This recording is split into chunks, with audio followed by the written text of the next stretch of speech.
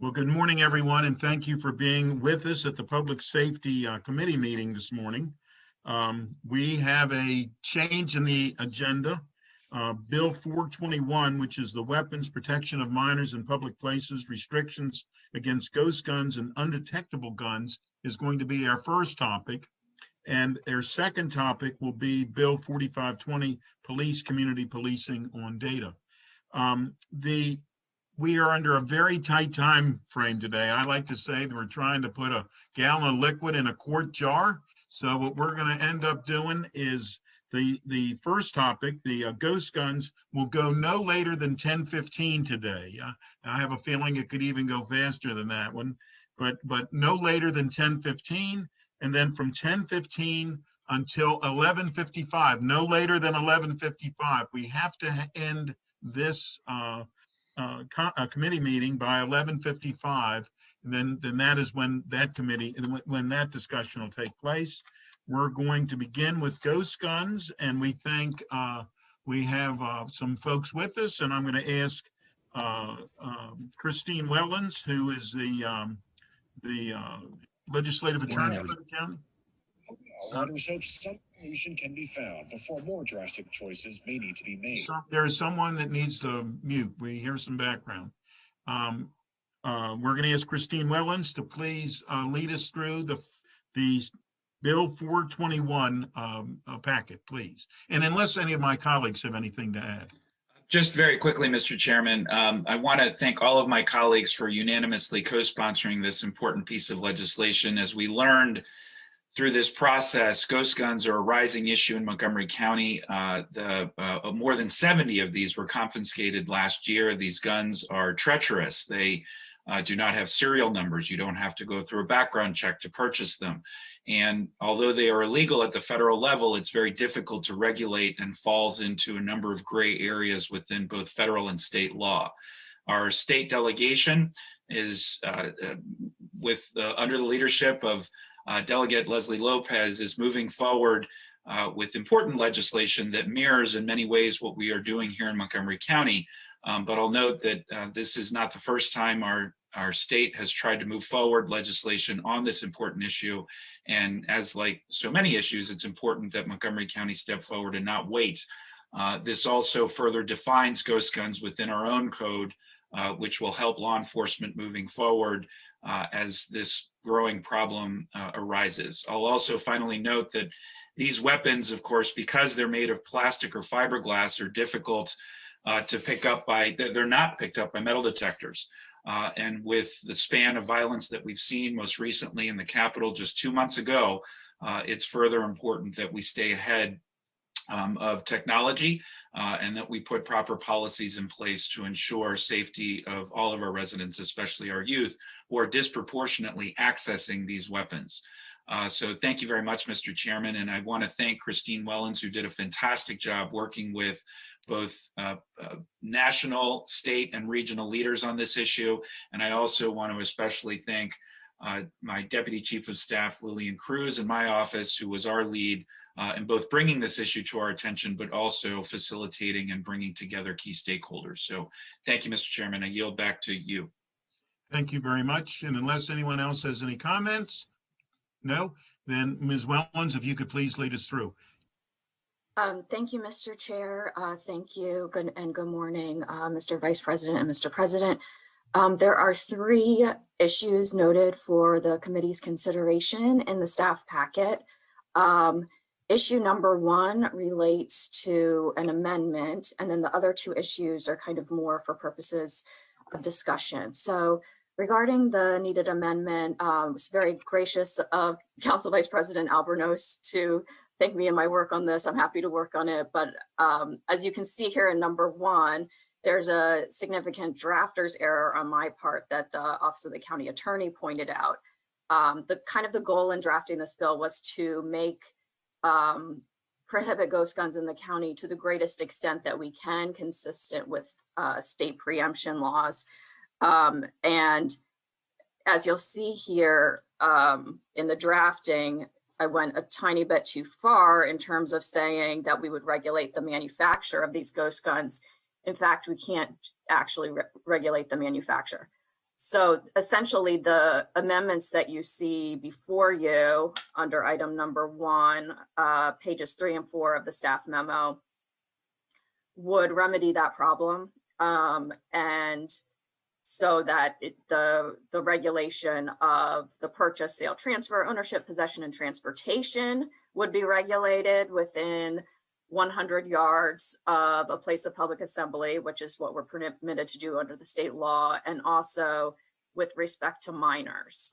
So these amendments would bring this bill into line with the state code. And I did run these amendments by the Office of the County Attorney, which was satisfied with them. I note here, and am hopeful that since we're talking about ghost guns here that are assembled by an individual, I think that the fact that we're prohibiting the possession essentially means you can't really assemble it either, or quote unquote manufacture it, because if you are an individual in your home and you assemble it, then you possess it as well.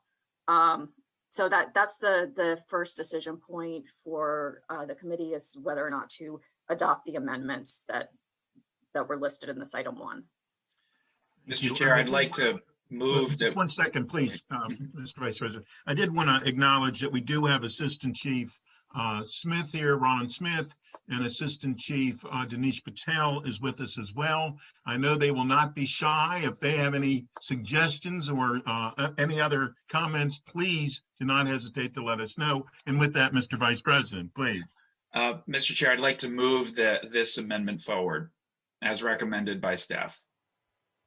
Second. It's been moved and seconded. All those in favor, please say aye or raise your hand. Raise your hand. Yes, it's unanimous. Thank you. Any Mr. other? Chair, Yes, please. one recommendation that might be helpful to fall in line with the terminology that is currently consistent and being used by the Bureau of Alcohol, Tobacco, and Firearms is to refer to what we call ghost guns as privately made firearms. That's what's now being used by ATF in federal legislation. So that way your county legislation would mirror the terminology and language that's being currently used by the federal government. Ms. Wellens, are you fine with that? Yes, Mr. Chair, and I'm just trying to see where we would incorporate it. I think it could be incorporated into the definition. Yes.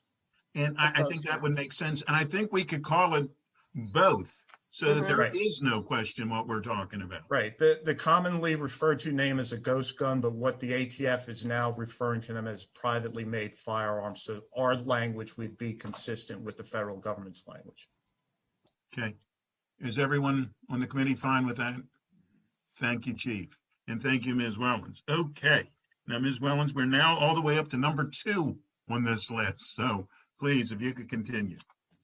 Yes, Mr. Chair. And the next 2 issues are for, points of conversation should the committee wish to discuss them, and being sensitive, of course, of the packed schedule. But the issue number 2 is simply kind of reiterating points that Council Vice President Albornoz made regarding the pending state legislation.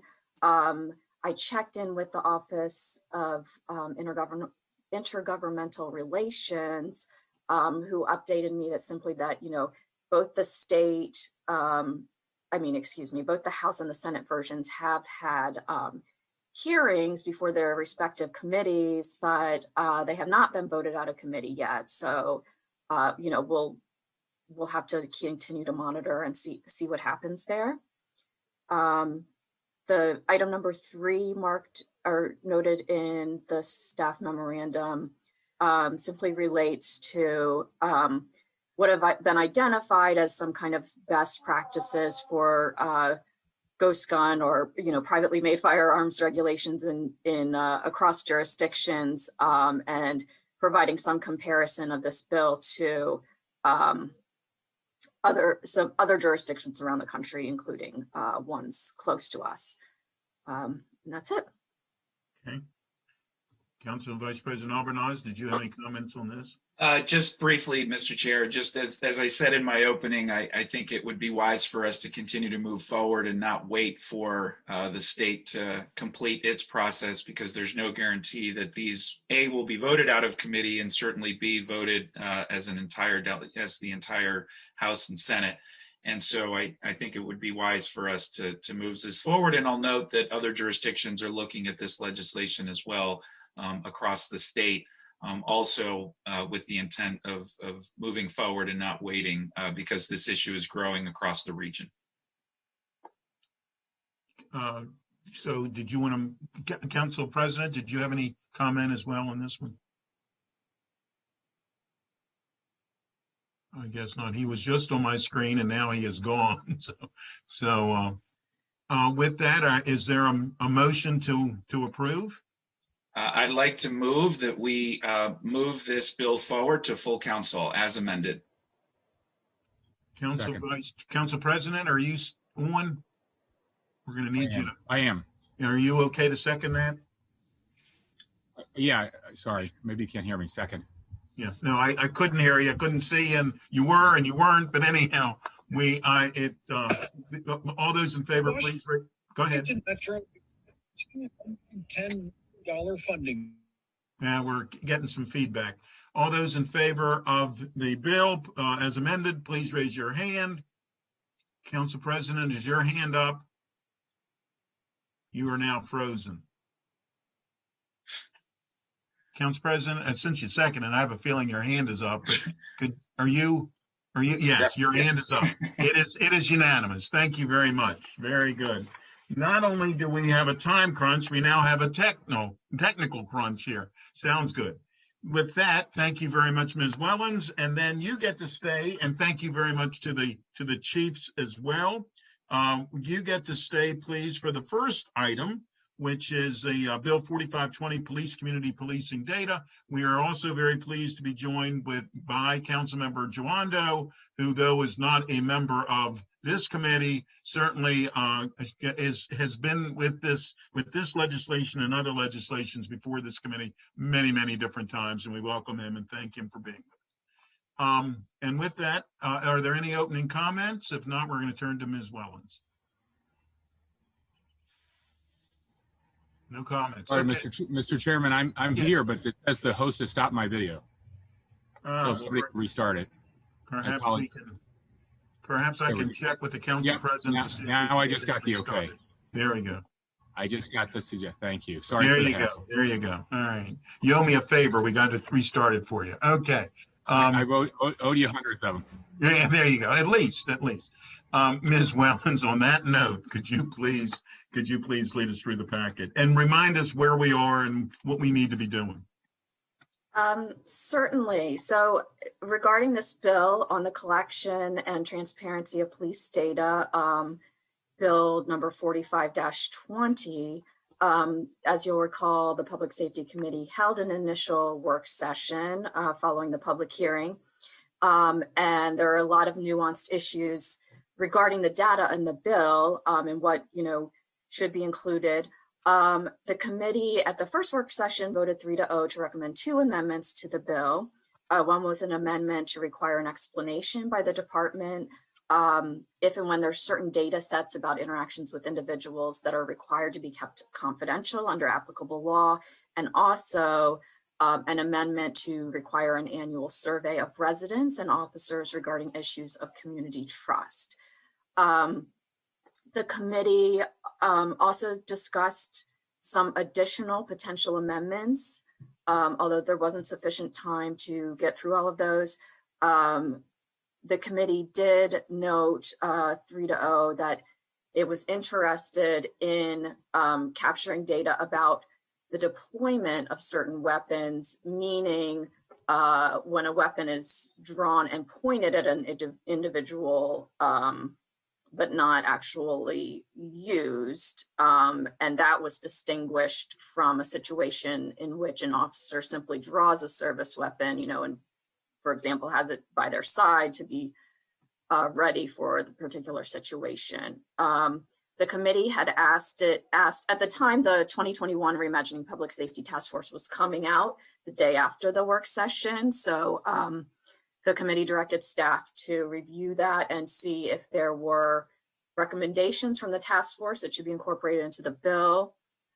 And there were also some follow-up questions from council members for the police department regarding data and that currently can be collected, that can be collected in the future, and regarding the procurement of a new data system for the police department. I can start jumping into the particular issues if you'd like, Mr. Chair. Well, thank you. But first, I'm going to ask Council Vice President if he would like to speak. Yes, just another question, another fundamental issue here. I think there was agreement in wanting to ensure this was not an unfunded mandate and ensure that MCPD had the appropriately trained staff to actually be able to gather the statistics and data. And so there was understandably a concern raised about, having the resources in place to hire the professionals necessary that have the background to be able to collect this information. And one of the questions I had asked was if we could at least explore the feasibility of looking at some existing positions and whether or not it would make sense, or we could explore doing a create abolish or abolish create or reclassification of maybe some vacant positions. I know that there are a number of positions that we are holding in the queue because of budget constraints and have not been able to move forward with hiring. Given the strong interest on all sides for transparency and given MCPD's support for having enhanced data analysis and collection and being a leader in that space, just if we can get a response or any feedback on whether or not we were able to look into the transition of some of these positions currently. And then obviously, if not, we will need to look at resource issues as well. So just wanted to bring that up as well, because it's a core fundamental issue that underlines all of this. Okay. Is either one of the assistant chiefs, do you have comments? Sure. Good morning, Please. Dinesh Patil, Assistant Chief of Police, Montgomery County Police, obviously, Management Services Bureau. Part of what I oversee is our data and technology, as well as the 911 Center and many other functions that involve data. Ms. Albanaz, in relation to staffing, we did submit and work with OMB on a fiscal impact statement in relation to providing more data. We have been over the last year or so, I think inundated is probably the best word to use with data requests as it relates to the community, as the PAC has been developing and finding their way. Certainly they have a lot of questions, as well as the Reimagine group. And then as we get into legislation, there are certainly additional workload there.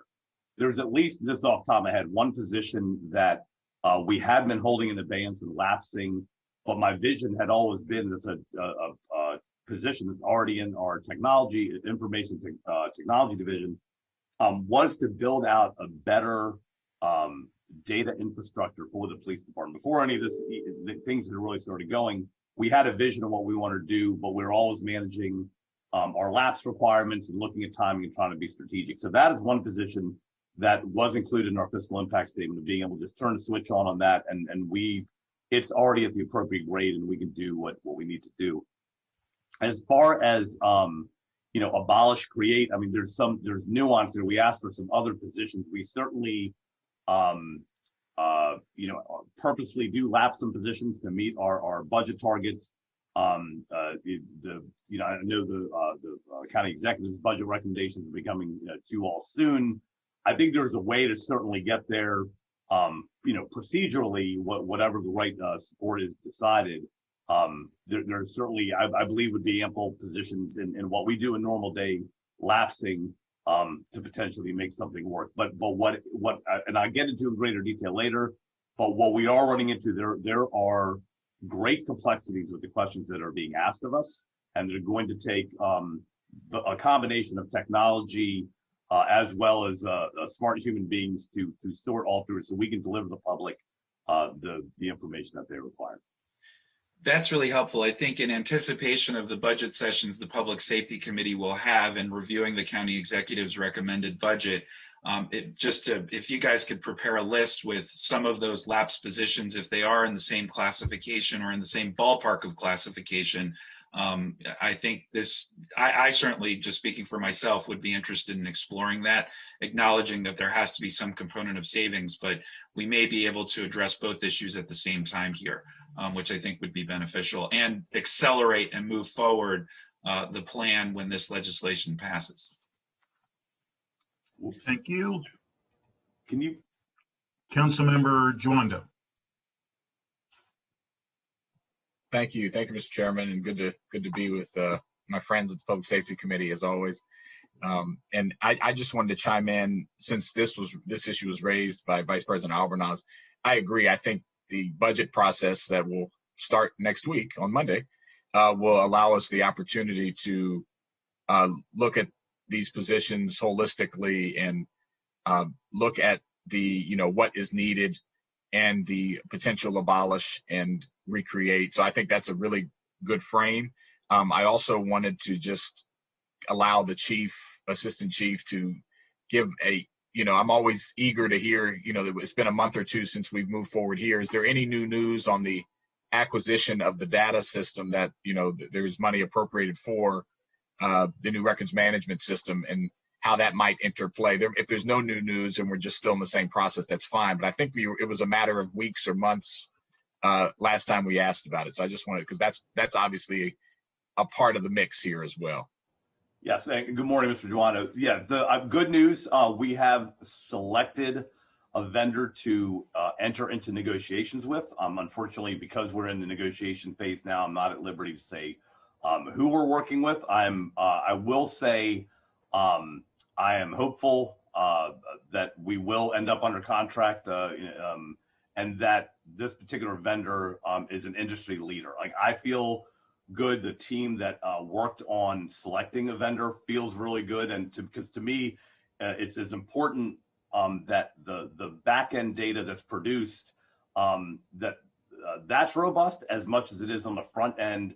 And the cops who are going to be entering the data, right? If you make their life easier and they get it, and then the whole thing really flows. And to this point, I'm happy to certainly have more discussion about it later. But I really see an opportunity for us to work with all of our stakeholders and go, okay, what does the community want to know? And let's build that out right the first way. So I want to have people at the table when we get into the development part of this, and as we move in implementation, let's figure out a way to get the community's maybe concerns or questions developed into what we're doing as well as we can. Into, obviously we have federal requirements on certain reporting, but let's do it right from the beginning, and then hopefully it'll make everybody's life easier down the road. I can't say it'll be as simple as just clicking one button to produce whatever result, but that, to me, that's the goal, is let's set it up right, clean in, clean out. And so I'm always reluctant to give kind of some timelines that I don't know for sure. I will just say I'm hopeful that maybe around the June timeframe we're under contract, if not sooner. Great, thank you. That's helpful, and I think this is all helpful. You'll have direction from the county, from the council of what we want to get tracked. We'll get the community, obviously, who's been involved in this process. So I'm glad to hear that. All right. Well, thank you, Mr. Chairman. Thank you. Unless there's other comments, Ms. Wellens, would you like to lead us through this packet, please? Thank you, Mr. Chair. And I'd also just like to note that we do have the Office of Legislative Oversight on the line, because as you know, their report largely precipitated this bill. And also just wanted to note, as I'm sure the committee's aware, that OLO issued a report about public safety and mental health just 2 days ago, report number 2021-4. That has not been really assimilated into this packet, but just wanted to note that for everyone, that's out there, and also has some good recommendations and some overlapping recommendations related to data, police data, and mental health. So the first issue in the staff memorandum, it relates to task force recommendations related to data collection and transparency. The Reimagining Public Safety Task Force issued a very thorough report that contained a number of recommendations related to the collection of police data, and number of the recommendations are incorporated into the bill, but there are a number of additional recommendations that are listed here in the chart that starts on page 4.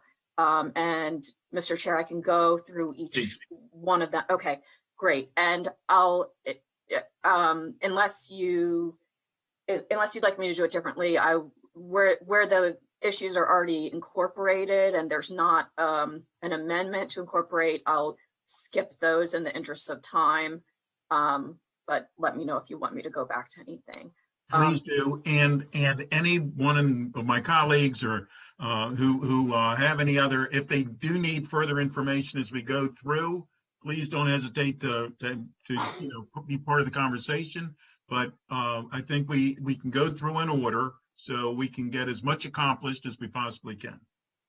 Okay, please. Great, thanks, Mr. Chair. So the first recommendation is that the task force recommended enhancing the collection, utilization, and availability of data disaggregated by race, ethnicity, and gender. So the bill addresses disaggregation of data based upon race and ethnicity. There are a couple places where gender could be added if the committee wishes to do so, so that information about gender is collected more uniformly throughout the bill. So that's a potential amendment for the committee's consideration. Well, let's stay with that one I believe as much information as we can possibly have, the better off, as we're collecting it, the better off we are. And so I'm in favor of that. I don't know where anybody else is, but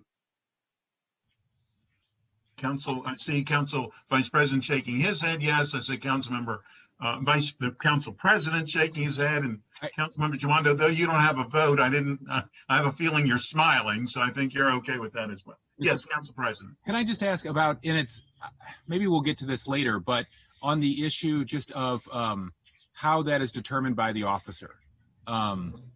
And the same issue comes up with race and the large amount of data that is where individuals are just categorized as other under race too. But when does an officer just make a decision? This is a man or a woman. This individual's Black or Hispanic or something else. And when do they say, like, how do you identify? So, good morning, Mr. Hunker. I think that's part of what we're going to talk about today is not just technology, but is going to be training, right? Culture, awareness, and technology. So I think that's something we're going to have to further expand on in training, is have a set, I think the day-to-day, how it goes on now, I think for the most part, people, like we all do through society, we make, kind of an interpretation of Sure. what or who it is we're dealing with, and that gets documented. And I think there's going to have to be, because again, going back to that clean data concept, to get the best information, we're going to have to provide better structure through training to build those definitions and processes out to say, hey, this is and I don't have the exact answer right now, because I think we just have to look at best practices across the country. Right. But I think I believe we're going to have to take a more affirmative role in maybe asking the question, right. Because we are in a very diverse area, and if you take just as one example, an interracial child, that my kids would fall into that realm. People, I think we're going to have to ask the question more in a structured or reasonable, or I should say benchmark model. But today, I think it's basically the interpretation of the officer at the moment. Right. Okay. Nobody asked that a question like that now.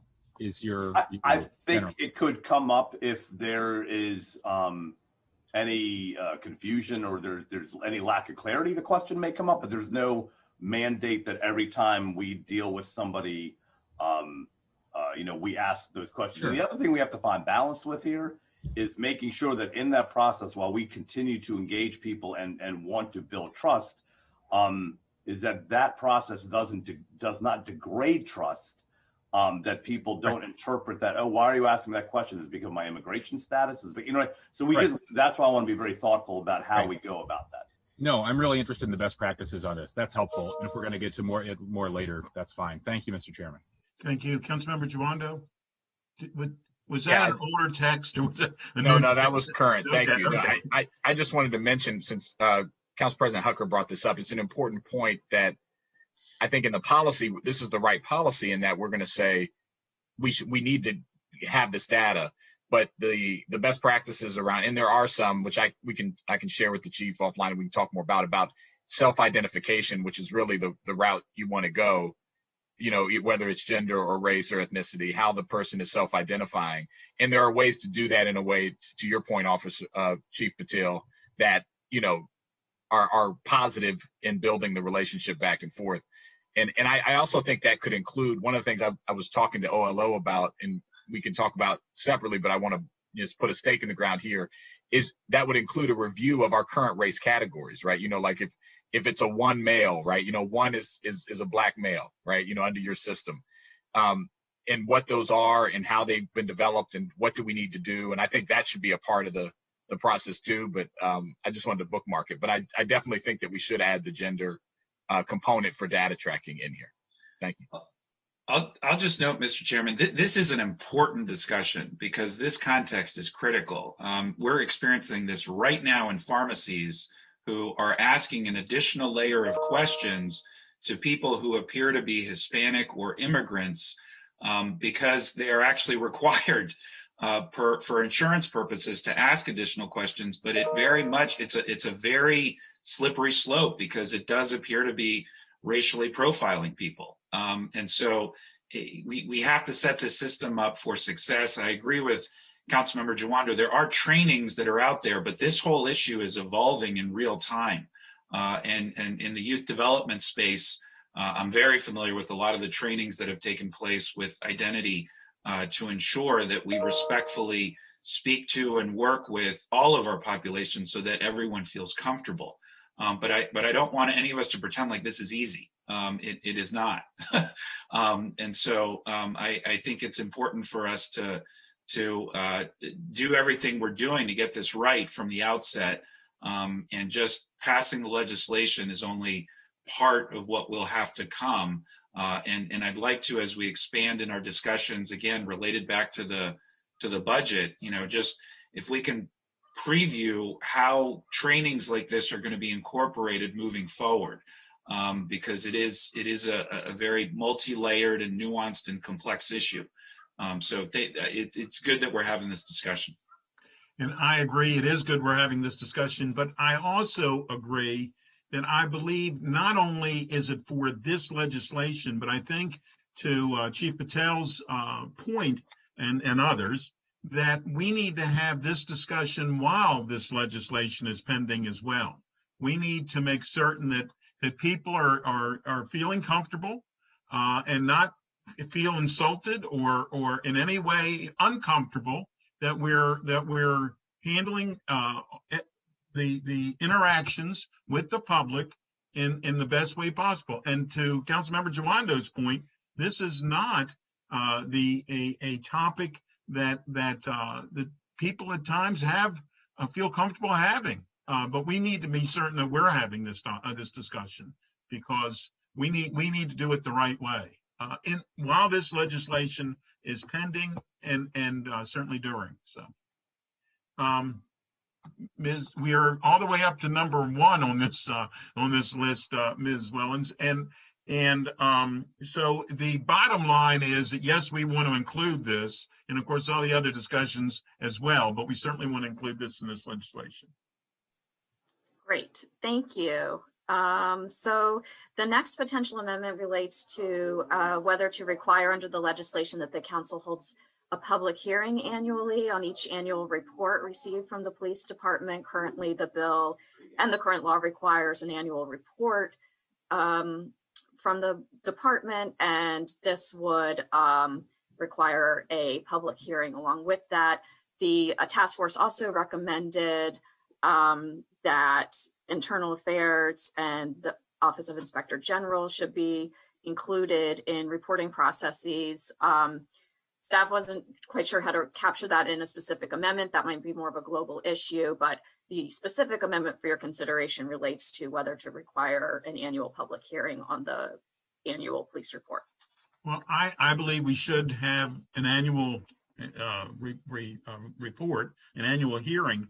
My only question about the Office of the Inspector General, are they normally included in something like this, or are they more of an after the fact organization? How does that work? I don't know, but I do think we don't want to put them in a position where if they're inspecting something that they've already been involved in it, so that they have a conflict.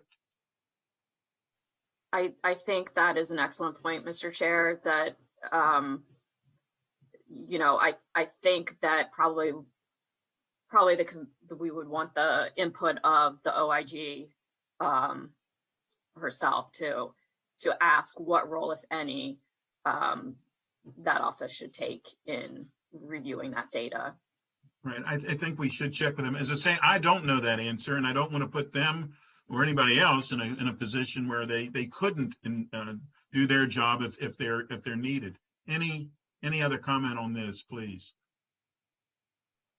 Okay. I would just add, I would just add, I think, you know, OIG is typically complaint based, or they review, or they get it, you know, and I think it would I'm obviously thinking it makes sense to have the public hearing, but, you know, hold off on putting any reference to the OIG would be my recommendation to the committee. Well, and I believe, and I thank you for that, and that's part of my concern, but I would like to check with OIG what their thoughts are on this as well. If we can avoid problems, we should try our best to avoid them. Right. Very good. No other comments, Ms. Wellens, if you could go to the next one, please. Yes, Mr. Chair. And just to note this, the proposed amendment would simply require the public hearing, would not require an involvement with OIG. And the only other question that I have on this one is we're using the term, I believe, town hall. We're using the expression public hearing rather than a town hall meeting. What would be the differences between those two?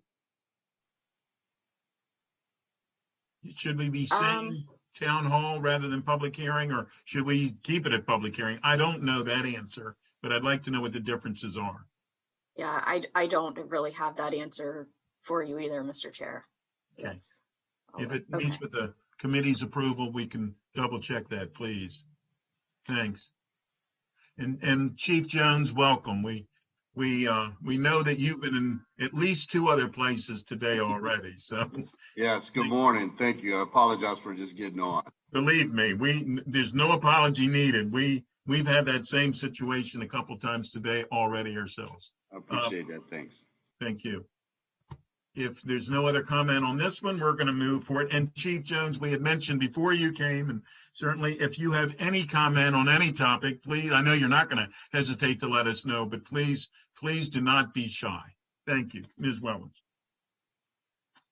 Thank you, Mr. Chair. The bottom of page 4 of the staff memorandum is the next, shows the next potential amendment for the committee's consideration. The task force noted, as Council President Hucker was mentioning earlier, that there are significant portions of racially disaggregated data where an individual's race is categorized as others. And the task force noted the importance of clarifying when that category is used and why. The potential amendment to at least, partially address this issue would be to amend the subsection C3 of the bill. C2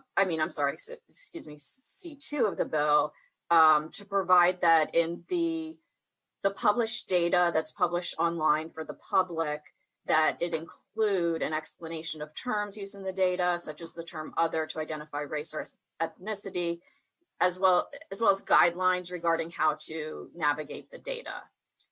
So that would be up to the police department to really implement that, obviously.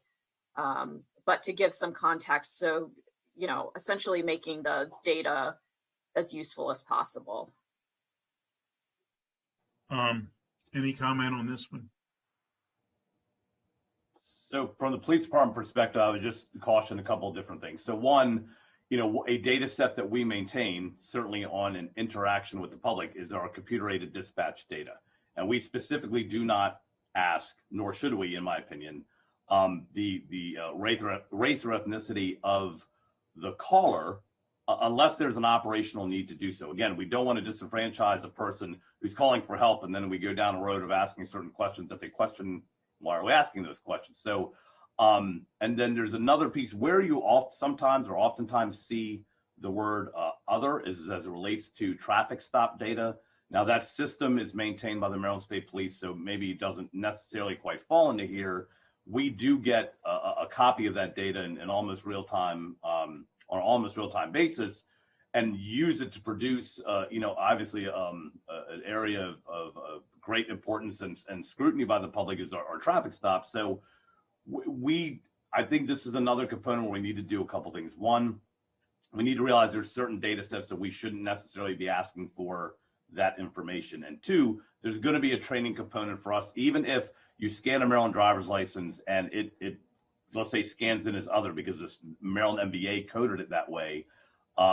We need to, going back to that training piece about getting our officers to understand and maybe ask the question, or come up with a framework, that there are things that may be out of our control that create some of those moments. But I do think we have an opportunity through training and data awareness and creating some of these processes to get our folks to understand what to do and how to capture properly. But the dispatch system is a really, really good example, or community engagement is another example. As we build out that procedure and tools to capture data, while we're going to engage the community, I don't know that that's the time to be asking those questions. And that's where I worry that the wording here where it requires us on any data set that we maintain to have that. So I think I would just recommend there needs to be further discussion on how to get to where I think we all want to get to, but in a fair and safe way. So, go ahead, please. I mean, just I don't know if should I text you, Mr. Chairman, or is it better? No, we can do it this way. I'm fine with that too. Okay, thank you. So again, both good points. I would just note that, again, using this pharmacies model as a parallel here, what we're working with the pharmacies on and letting them know and letting the public know that while the pharmacies may be required to ask this question, you don't have to answer. And just to sort of make that clear. And so I think that, it's not a requirement that somebody who may feel uncomfortable and with sharing, personal information as such, obviously it's helpful for us to gather that for a variety of different reasons, as we all know. That's why we're having this discussion. But I think in the training, acknowledging, and that's a separate issue than the practicality of doing that in the midst of whatever the police work is that we're doing, which I agree, we need to think through how exactly this is going to work in actual practicality. But again, if as part of the training, acknowledging for those folks that for whatever reason don't feel comfortable sharing that information, they don't have to. This is just for us to be able to gather data. And I think as part of that reasonable explanation in a way that's not bureaucratic and overwhelming, it can be done. And I think it's helpful in a variety of ways. But I just kind of wanted to make that point. Thank you, Mr. Chairman. I think we have to keep in mind that during much of this situation, people are anxious. They're not happy that they're even in this situation where they have been stopped and it's like one of those stories that you go to the emergency room and they hear you're concerned that your loved one is having these issues and they ask your mother's maiden name. All you want is that person to be taken care of. You don't want to give all that information at that point. You want your loved one to be, or yourself to be taken care of. And so I think we do need all this information, but to Chief Patel's point, I don't know that we need it from the call taker beginning. I think we need to figure out when we can get it, how we can get it, what's the effective way. We want the information, but we don't want anyone to feel that we're slowing things up or whatever so that they can have the situation that they're involved in taking care of as quickly as they possibly can. So there again, I think it's certainly much more than just this legislation, but I think it's important conversations to have, and to have them candidly with the people who are actually doing the work, so that they can tell us what their experiences have been. Please, Chief. So, Mr. Chair, I would also agree with Assistant Chief Patil's position on this, and I want to share something that I think, we taught in diversity, but, it just hit again to me last night. I got a request to speak before an Asian American group in the coming weeks. And as a part of that discussion about hate crimes that are occurring in the Asian American community, one of the things I think that it's a barrier to really having a clear view of what's happening in our in certain diverse communities is the fear of calling the police, and there's a reason why. And part of the reason why is because of the countries from which they've come, that their policing is different than here in the United States, incredibly different. And I think that, when we're trying to educate into having those folks who are in our country and who have a need to pick up the phone and call the police for a hate crime or any type of crime or any assistance needed via 911. I do have real deep concerns that these individuals, when we ask them what their race is, that they are going to probably not want to give any further information.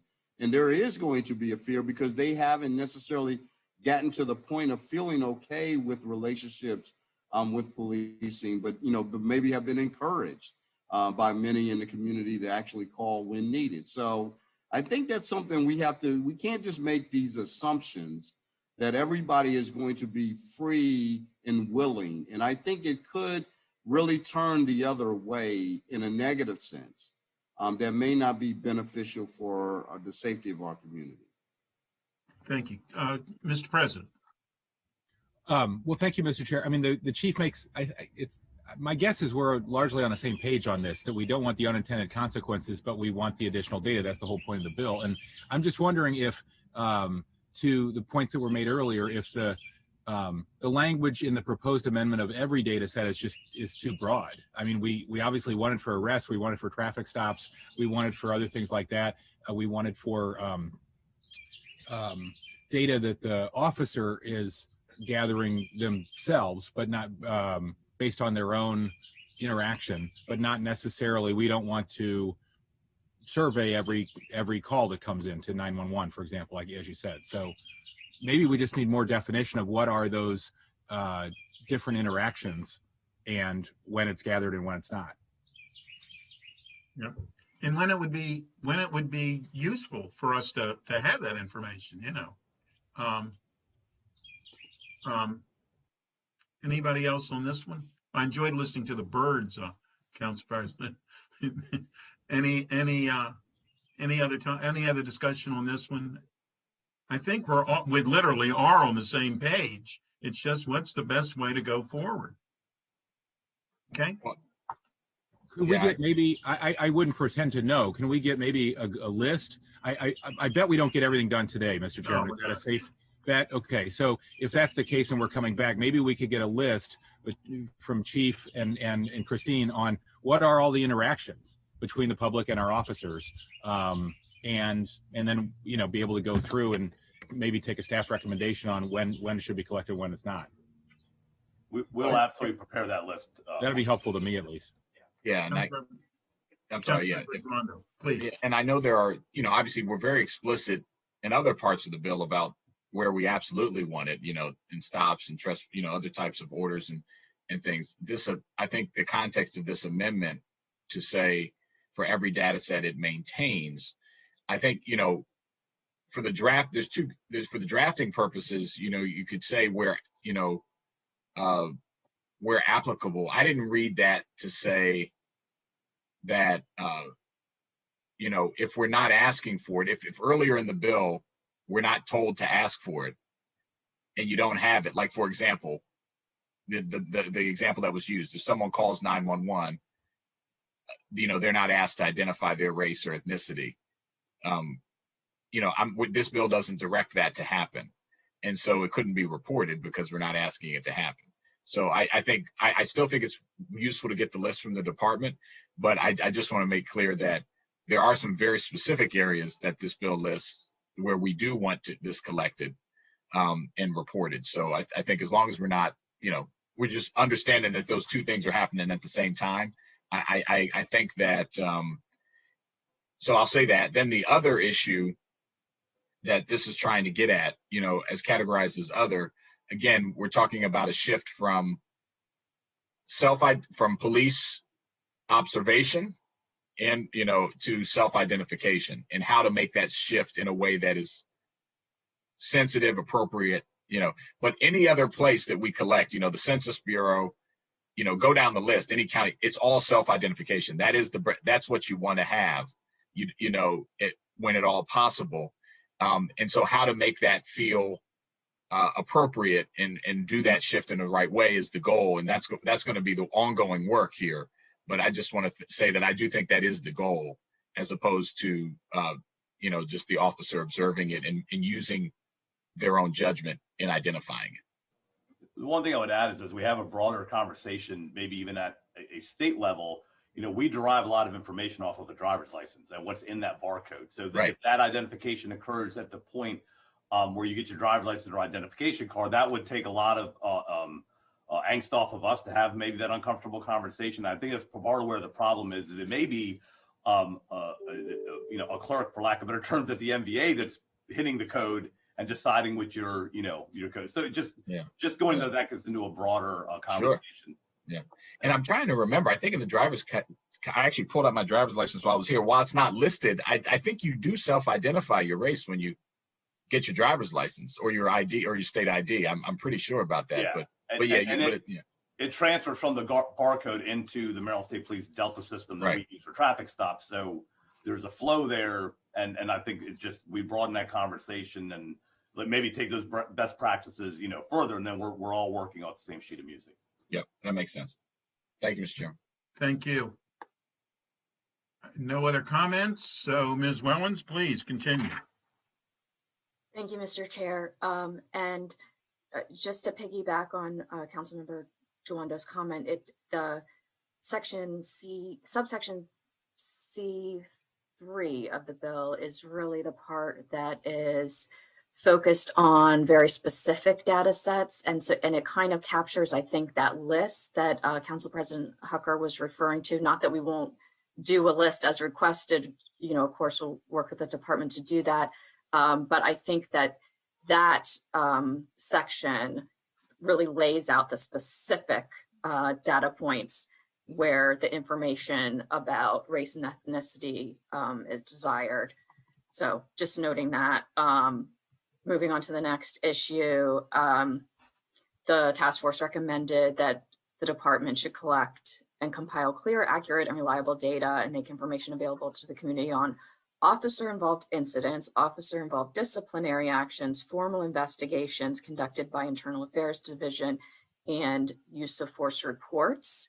So a potential amendment for the committee's consideration to incorporate this recommendation would be to add to the annual report the number of officers subject to each type of discipline, number of violations of the use of force policy, and the number of officers found to have violated the use of force policy, and the number of investigations conducted by Internal Affairs, excuse me.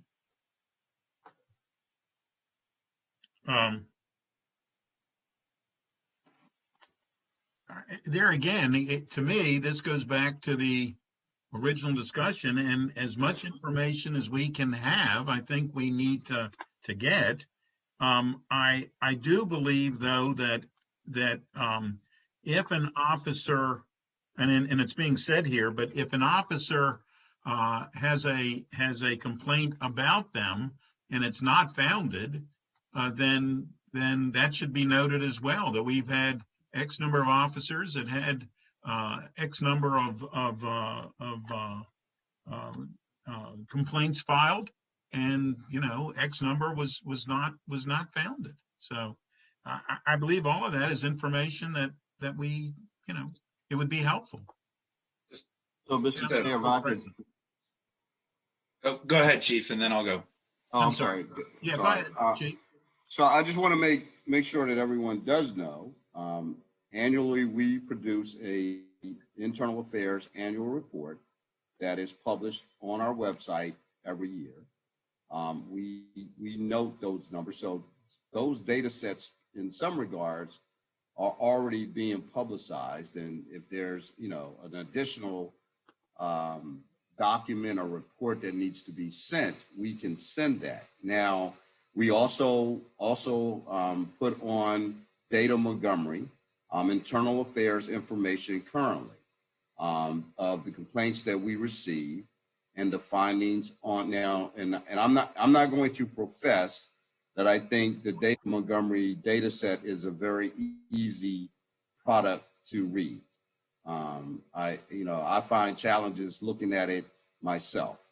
But I want to make sure everyone is aware that information, though, again, currently, internal affairs for officers, their information, their names are not associated because these are personnel records. Now, there is, of course, as I think you all are aware, there is current legislation pending in the state that could change that and what that would look like.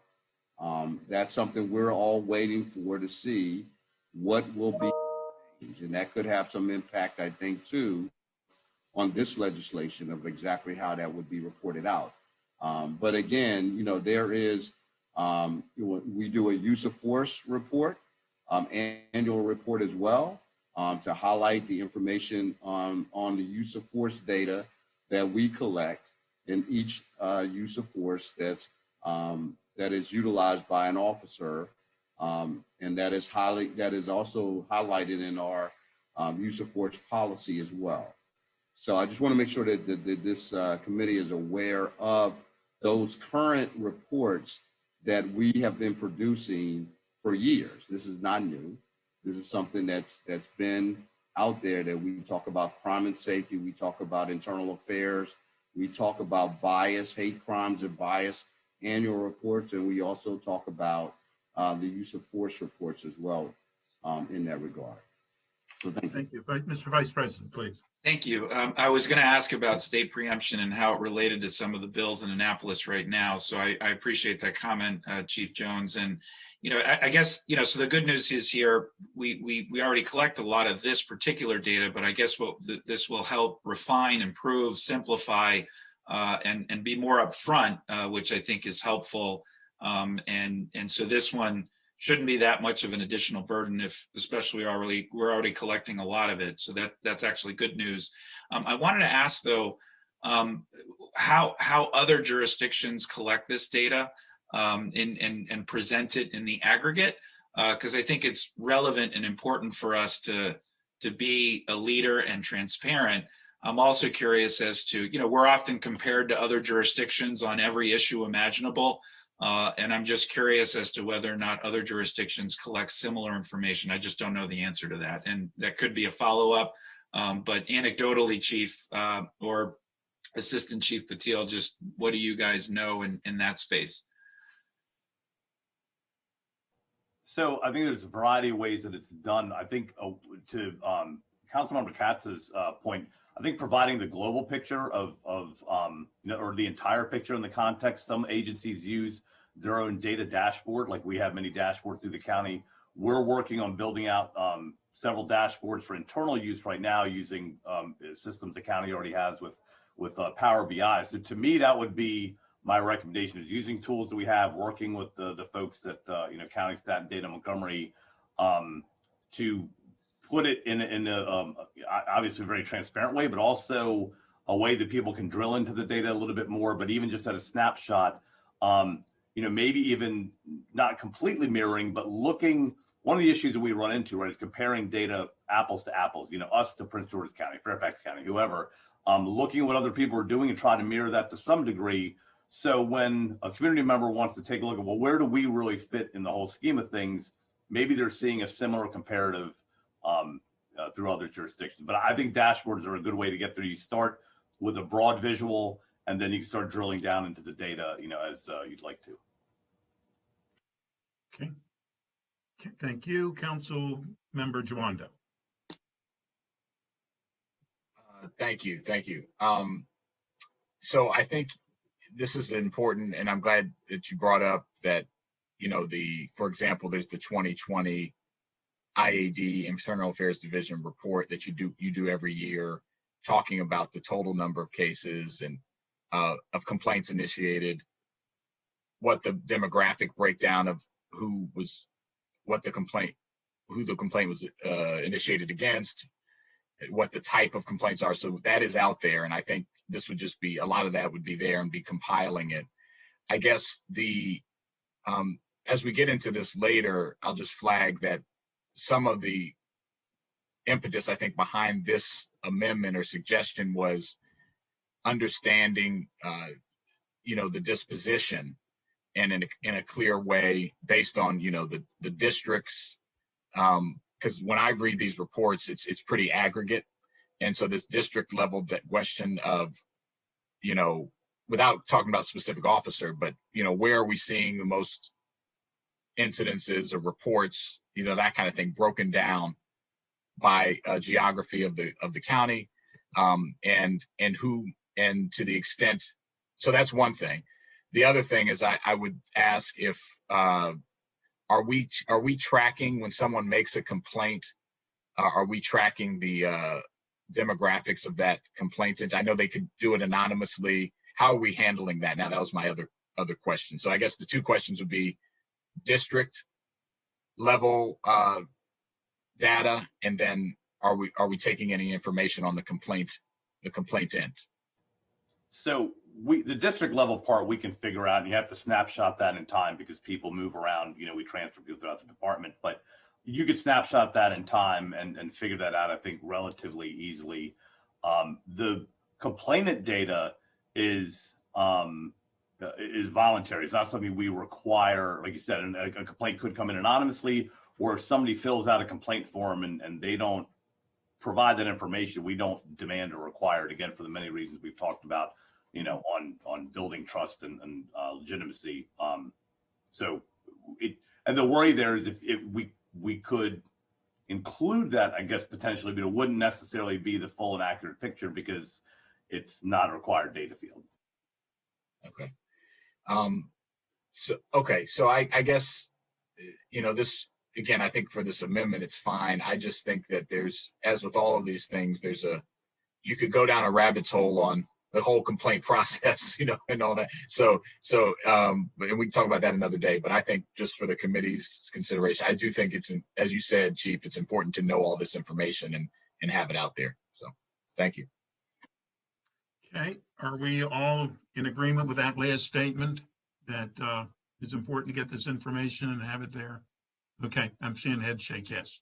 Okay, so with that, Ms. Wellens, if we could please go on to the next one. I'll tell you what's fun with these screens is people literally jump all over the place. So you're looking over here and then you end up over there. But anyhow, Ms. Wellens, you've moved to my left, so please continue, please. Thank you, Mr. Chair. So the next item relates to tracking data concerning the deployment of service weapons, tasers, pepper spray, and batons. This was an issue that, as you'll recall, the committee discussed during the first work session. The task force report recommended collecting data on when a weapon is drawn, not just when a weapon is discharged, and recommended collecting that data, disaggregating the data by race to identify if officers are more likely to draw their weapons in an encounter with a person of color. So, and again, the committee discussed this previously and discussed the kind of the nuance of drawing a weapon versus pointing a weapon at an individual. And I believe that the committee was more interested in the latter, because officers, might draw a weapon in any number of circumstances and just in order to be prepared. So this, and I'll note that the Silver Spring Justice Coalition sent in an email to the committee this morning, and I think it was a very good point, is that the only issue here is we kind of know what we're trying to say with what is deployment, but it's not a defined term. And so I guess I'm raising this more of a issue of discussion or question for the police department of how to best phrase this, or if there's an appropriate definition of deployment, or if we maybe just need to parse out pointing a service weapon at an individual, pointing a taser at an individual, pointing the pepper spray. I'm not sure exactly how you would capture this for batons, but so sorry, that's a bit of a bag of worms of questions here, how to capture what the committee discussed last time.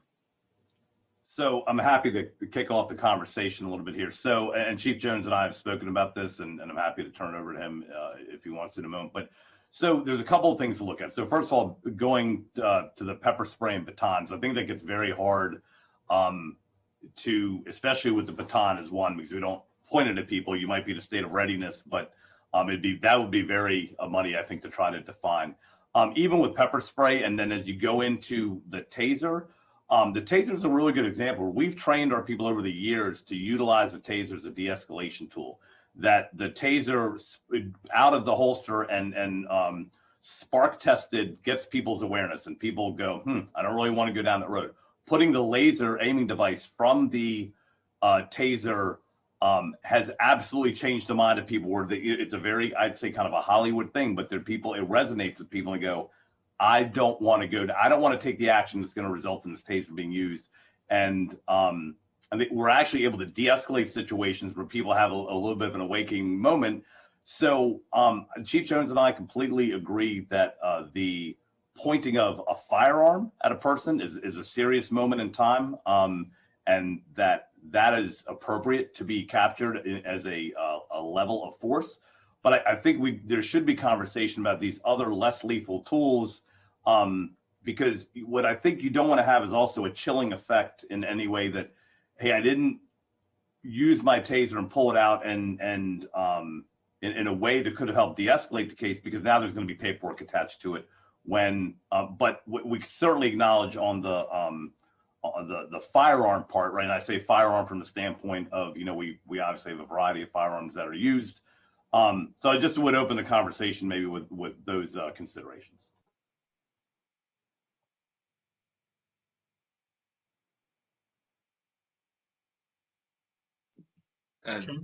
Just any other comment, please, Mr. Vice President? A couple of questions. I mean, I understand what you're saying, Assistant Chief Patil. I guess that it would be helpful to know, especially not just when somebody is struck or somebody is in fact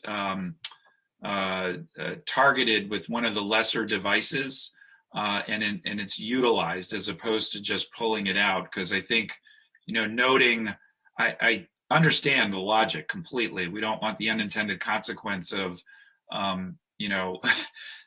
escalating a situation unintentionally because of just the complexities involved in each individual situation and case. But I think it is important for us to track this information. So I don't know if there's a way that we can define, if somebody's struck with a baton versus pulling it out and just being in a ready stance, in a protective stance, or the tasers when it's actually in fact utilized, not just pulled out. But I think that those are or used in a, I don't know. This one's tough. Obviously, it's an important issue because we want to track this, but I also understand the potential for the unintended consequence. But any other light you can share on, the degrees at which, whether it's in training now or in practicality, what the escalation is in the use of these devices themselves, that'd be helpful to know just for context. Absolutely. So anytime a protective instrument such as a baton or a taser or pepper spray is utilized, right? You spray the pepper spray, you fire the taser, drive stun with the taser, which is a contact use of the weapon, or a strike with a baton, those all today have to be captured in our use of force reporting. So that today absolutely has to be done. By no means do we want something used like that and not have awareness of it. In certain cases, there's also supervisory oversight that goes into that. It's really that gray area of, and I think to me, the taser, I remember when we first went to them many, many years ago, how many successful outcomes we had just by pulling it out, sparking it, and putting the laser on somebody because it resonated with people. And that's where, when there's not, I would say, like kinetic contact, right, or with an individual, I think that it really is exactly, ideally we want to de-escalate people with our words, but sometimes, little reminders of where things could be going make people change their behavior, and it's a better outcome for everybody. So, but as of right now, anytime a weapon is used, or even if we have to put our hands on somebody and struggle or fight with it, that has to be documented now in our use of force reporting. Okay. Councilmember Jawanda, please. Thank you. Yeah, and I'm glad you cleared that up. Yeah, the use of force. I have a suggestion. I think, there have been courts that have found, for example, in the private setting, that the pointing of a taser was considered, a battery, so just even the pointing of it. So I think that for the baton, I totally agree. That's really difficult to, even at a ready stance. But I think any projectile weapon, firearm, mace, in my view, mace or a taser or a firearm of any type, we should be tracking if that is pointed at an individual. And I think, whether you have to, I'm all for making it easier to capture, you all have known, I've often said, let's make it easier to capture positive interactions too, right? So that when you do something good, the officer has a way to, through cell phone technology or some other system, to capture that in. So we have that as well. But I think it's really important to capture that data so that we know when, anyone who's had a weapon of any type pointed at them, and I have, can attest to that feels like force. And I think we should be tracking that. My suggestion to the committee, though I'm not on it, would be that you include the firearm, taser, and mace. And as far as pointing, I think Ms. Wellens made this suggestion, the pointing at an individual, that would need to be tracked, and that the baton would be left out. That would be my recommendation. Well, so for the point about mace, obviously, if someone is going to be using the mace, they're going to be pointing that mace at someone. They're not going to, unless you're saying that it would only be in your hand at your side. But I would think, there again, I've never been in that situation, but I would think that if someone is thinking about using mace, they want to make sure that it's pointing in the right direction if they're going to use it. So how would that work? Are you saying if it's taken out of its holster, what would be the right term for that? Yeah, and I'm suggesting like the deployment would, in this scenario, we could say pointing would literally mean you are pointing it at a person. Like if you've reached for your gun, it's out but you haven't pulled it, that doesn't count. If you have the baton, that doesn't count. But if you're pointing at somebody, I just think we should track it. Not saying that it shouldn't happen or that there isn't just cause to do it. Yeah. Just that we should know when it happens. I would just say two additional things. One, and Councilmember Jawanda, you're always helpful in these discussions because especially you are the lawyer among the nine of us, and obviously used to practice law. So I'd love if you have that case reference, even if it's in a private setting, maybe even the language might be helpful in defining what we're talking about here, acknowledging there are a lot of nuances in each of these situations and complexities. But I was going to make this point earlier and I didn't. But I think it's relevant to this discussion that, this data is not just important in terms of ensuring accountability, ensuring transparency, ensuring that our public has faith in our officers and has faith in the entire system. That all obviously is principle and so important. But I think this is important to MCPD as well, because this tells the story of, what is transpiring. We know that crime has gone up in Montgomery County. We have hard data that suggests that obviously murders, carjackings, and aggravated assaults, they're all up right now. But those are like the extreme measures, but there's a lot under that surface too. And I suspect that there are other instances that are arising that may not rise to that extreme level of severity, but that help tell the story of what the status is generally of where we are right now in the county. And so I think that's helpful to MCPD as you justify your budget recommendations and budget in general, using those tools, not just in training, but also in assessing and discussing, which you guys already do, at each of the stations.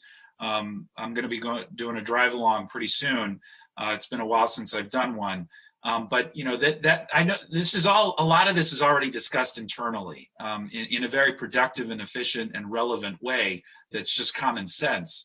So I think it makes sense for us to add these provisions, but I do think we need to be careful in the language that we use so that we're nuanced and don't throw everything in the kitchen sink. And so as a follow-up, I would love to know if we can have that language that Councilmember Jawanda referred to, if it exists, in a way that would be helpful. I think we should explore that. But I think in general, we should include, because it is true, when you have these devices and they're pointed at someone, that does tell an important story. Okay. Yes, Council President.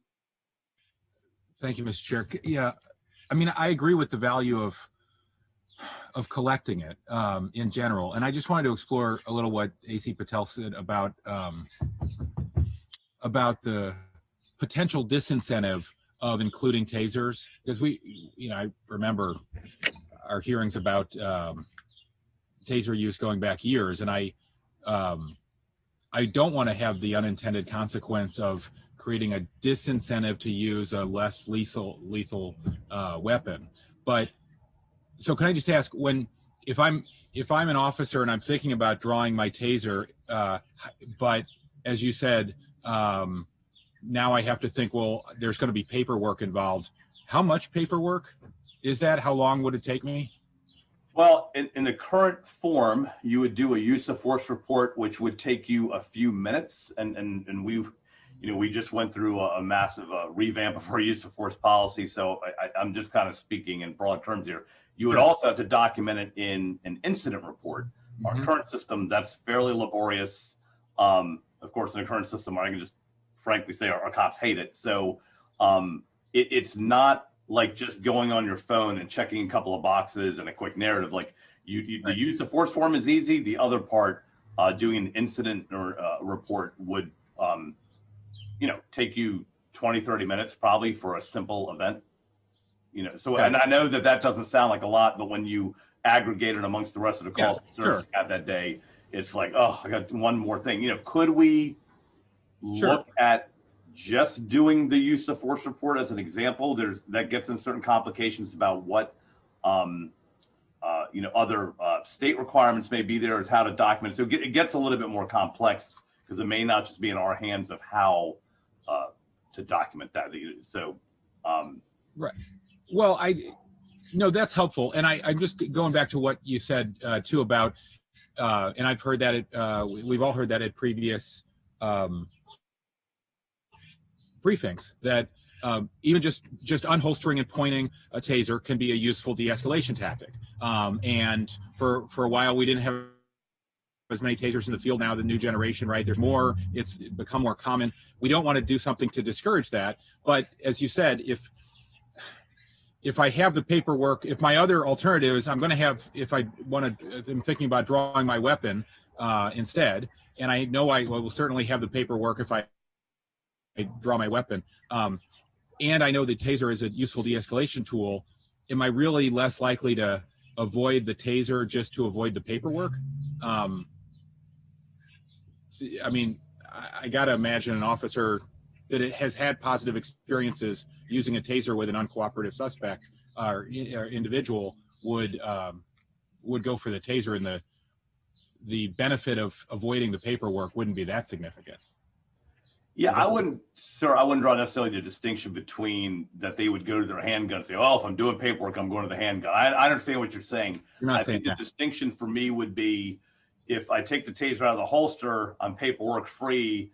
If I point it, turn the laser on, spark test it, like go down those roads, even though I don't actually fire it, it's in that nuanced world. And I'm not, certainly not going to sell this or preach this like, all of a sudden the use of the taser will go away. I think it's just relevant to the conversation to say, there are potential, consequences as we seek more and more data. And just so from a discussion point, I think is it relevant?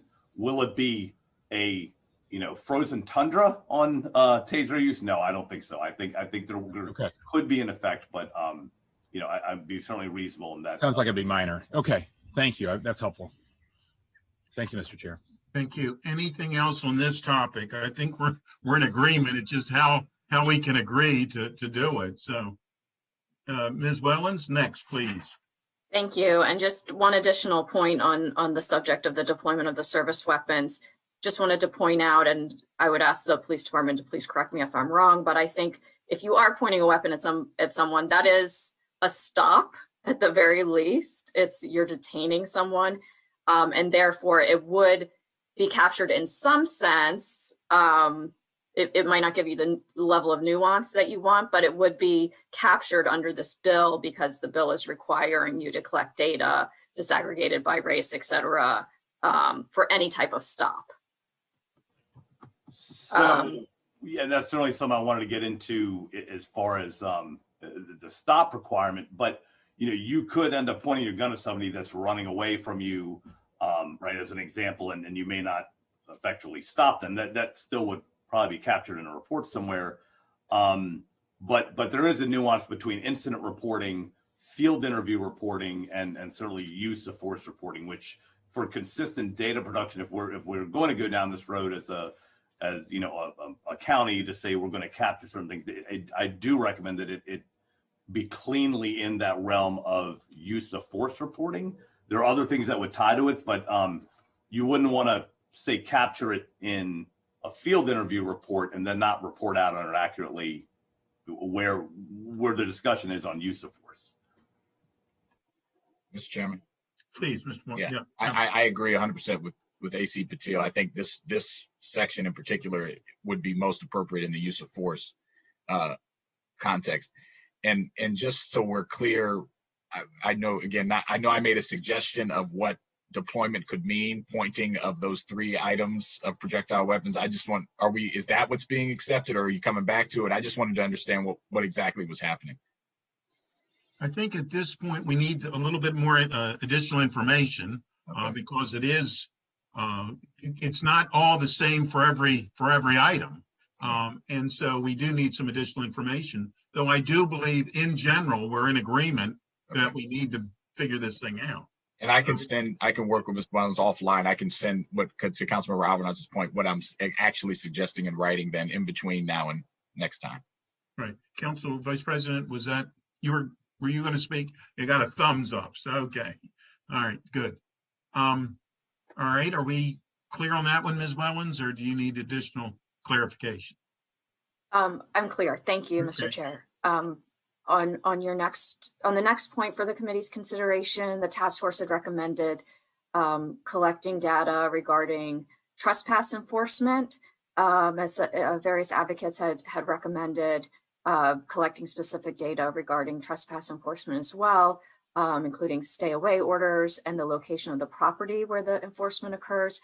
So the potential amendment would be to add to the data requirements for the data that's captured on an ongoing basis and published online that it include trespass enforcement and stay away orders. Here again, I have no problem with this. I believe the more information we can give, I think, and and let the public know, the better off we are. I don't know where anybody, you please, Councilmember. And I just want to make sure, Ms. Wellens, because the underlying bill does include data on race and ethnicity and now gender on trespass citations. I just want to make sure I'm totally in support of this. I just want to make sure that this is additive and not redundant in the sense that I see the stay away orders in the location. So could you just explain to me how this would be different? This one, I believe, and Ms. Millen's going to jump in, but this one is if the property owner, or in our case, it could be the county themselves, says that the police have authority to do trespass orders. This isn't, when I'm reading into this one, this is not on an individual basis. This is for the property itself, where there's been a contract or whatever, for lack of a better word, an understanding that the police have the authority to go in without an individual complaint. Right. Well, yeah, no, I know. And that's a large majority. We've had this, I had requested information a year ago. That's the large majority of the trespass citations. I think there's a lot of authority there. So I think I want to be overly inclusive. I just wanted to make sure that, just to note that that was the intention in the initial bill. If we can be more clear about it as far as the property and all that, that's fine. I'm totally in support of it. So I'd like to offer, and in complete lockstep with what you gentlemen are talking about. Number one, I think the concept or the terminology stay away order can get confusing as it relates to court orders. So I would recommend that using terminology related to trespass orders would be more clear. And I know this issue has certainly been high on many people's lists, certainly Councilman Jawando. I just want to give a quick update. We have, number one, revamped our trespass letter authority process. So it's centralized. There are going to be regular updates to that to make sure that, we know that we have a clear understanding with any business owner that their continued desire to have us involved is refreshed on a regular basis, as well as understanding what the parameters are. We are also now in the process of revamping our trespass notice and data collection. And I'm happy to get into that either now or later as it relates to that and criminal citations and civil citations. We're hoping to actually, we found that there was an inconsistent ways that districts were tracking trespass notices. But we believe we found a way using some technology the county already has to hopefully centralize this effort in an easy way, both for from the standpoint of collecting the data as well as reporting out on it. That I think we're making good progress in that effort. Great, thank you. Okay. And I appreciate that. I think as an overall discussion, not just on this topic, but on that, we do need to get, when we get the additional information, if we could, from the police side, get a practical thought about how, the police officer needs to be able to do their job too. They can't, they can't have to, they have to have the ability that not everything they do every step they make has to be written down. And if it's taking a half an hour now, does this mean that this is now going to take 3 hours for them to do? And so we need to be practical, and we need to allow them to do their job at the same time that we get the information necessary. I would just like, as a background, to know how much of additional time would be needed for a police officer to give us this information, and how much time it'll take. And what they, obviously, if they're writing this information, they're not doing other work. And what does that mean? So as a practical matter, I would like that, please. So I think our end goal would be, one point of entry, and then that data flows where it needs to flows into a written document that we might give to a defendant, or let's say somebody who's being trespassed from a location, much like we do with a traffic citation, a traffic warning, or an equipment repair order. The officer enters it. If all is going well, they're scanning barcodes. When I first started our automated traffic program here with the state of Maryland, Montgomery County, we were averaging about 4 minutes on a traffic stop if you were really knocking it out and all the technology was working. The process that we're going to have to do for criminal citations, civil citations, and trespass orders is going to be duplicative for right now. But what I'm trying to do is create a way where it won't be the officer the officer will do what they do now, and there will be somebody in the back office that would then enter that data. I don't love it, but we also know that there's a need to get this data rolling sooner and later. Our goal is to work both, with the state of Maryland, potentially the District Court of Maryland, and also within Montgomery County technology infrastructure here to figure out, is there a way, we're actually working with the Department of Housing and Community Affairs. They actually have a way where they're doing electronic citations on a tool that they built, and we're hoping to duplicate some of that. So in the short term, I don't want to create more time for the officer to be doing data collection, because you want to talk about another chilling effect. Yeah. That'll certainly occur too, but we'll hopefully on a lot of these day-to-day tasks that we already do, shift some of that burden onto administrative staff temporarily while we work on technology solutions. So there's one point of entry and then everything else is fed. All right, and let me ask as a practical matter, you made me think about this when you were speaking, Chief. If you have 4 officers show up at a scene, do all 4 officers need to write the same report? How does that work? No, so a typical incident, let's say you show up to a robbery, one officer, and people will have a variety of roles. Let's say one officer gets in a foot chase and makes an arrest, and another officer maybe enters some evidence.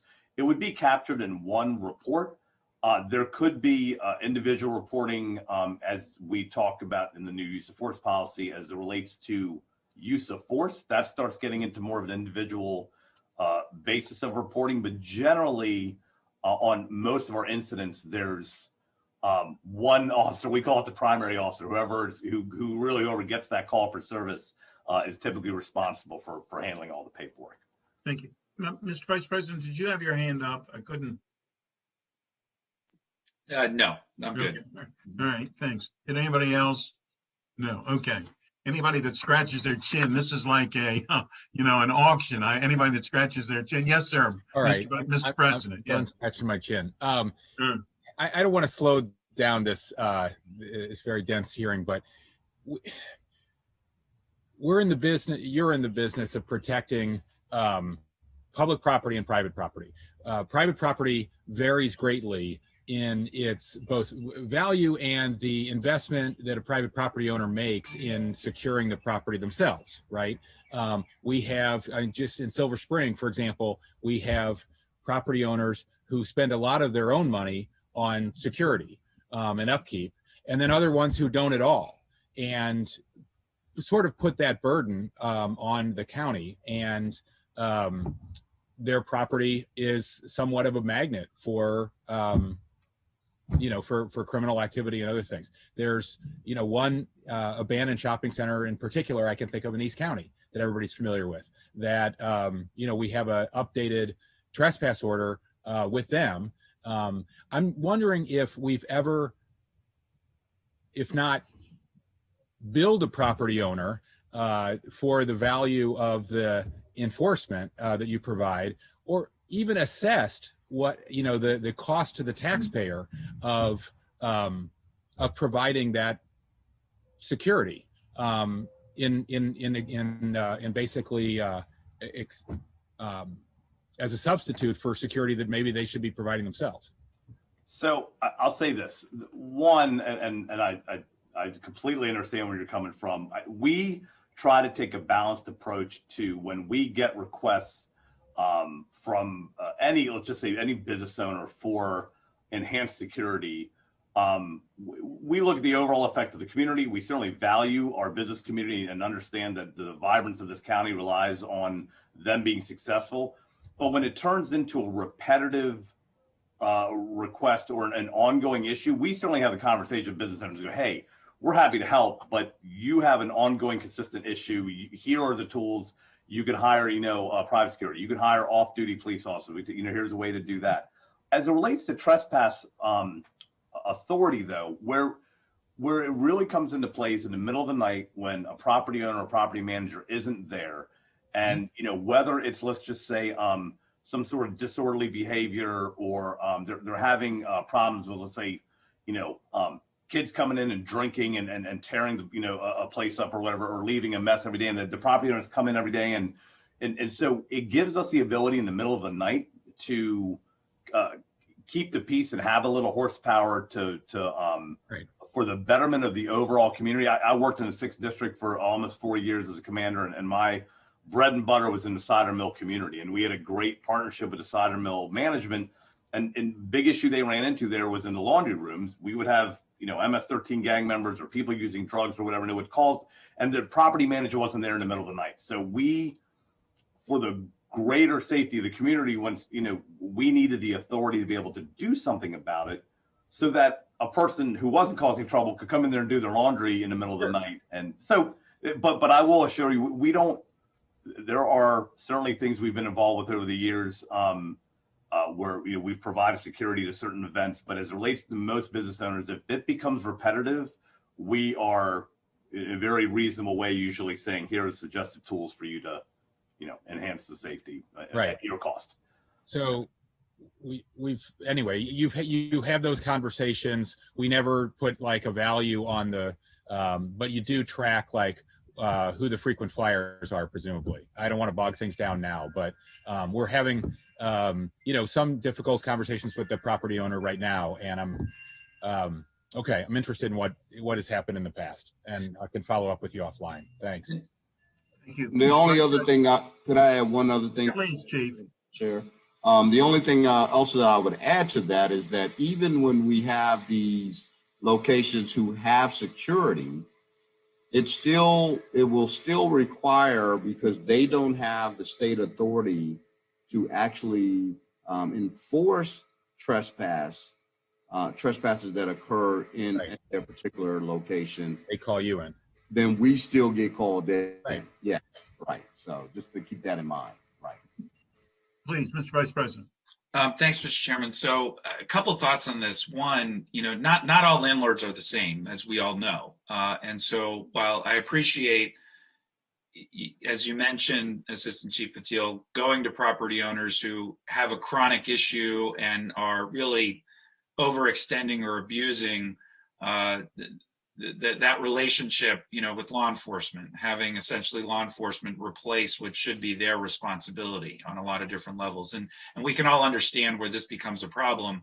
And I am curious, as a follow-up, Ms. Wellens, if we could look at what housing codes provisions we have within HOC, and if there are current laws on the book. We obviously have many to protect residents of apartment complexes and residents and businesses who are part of these commercial properties. But I'm curious as to if there's a tool we have in our toolbox that addresses chronic issues that may come forward regarding some property owners on this specific issue of law enforcement having to continue to be dispatched to address issues that should be handled by the property owner. And so we may already, if we already have a tool, we should be using it. And if we don't, we should explore developing one. And then I guess the other part of this is there are successful relationships, public-private partnerships that we have, particularly with faith-based organizations who actually, and a number of our independent schools who literally have contractual agreements with law enforcement. And back to my old days as the recreation director, for special events and large events, there are formal agreements in place in which there's resources exchanged in order to be able to provide the appropriate level of support. And so those are positive examples of I think a more formal relationship that benefits everyone and helps enhance. And we've had a significant rise in hate crimes over the last several years, and so this council move forward legislation to provide additional support for faith-based organizations that many of them are drawing down from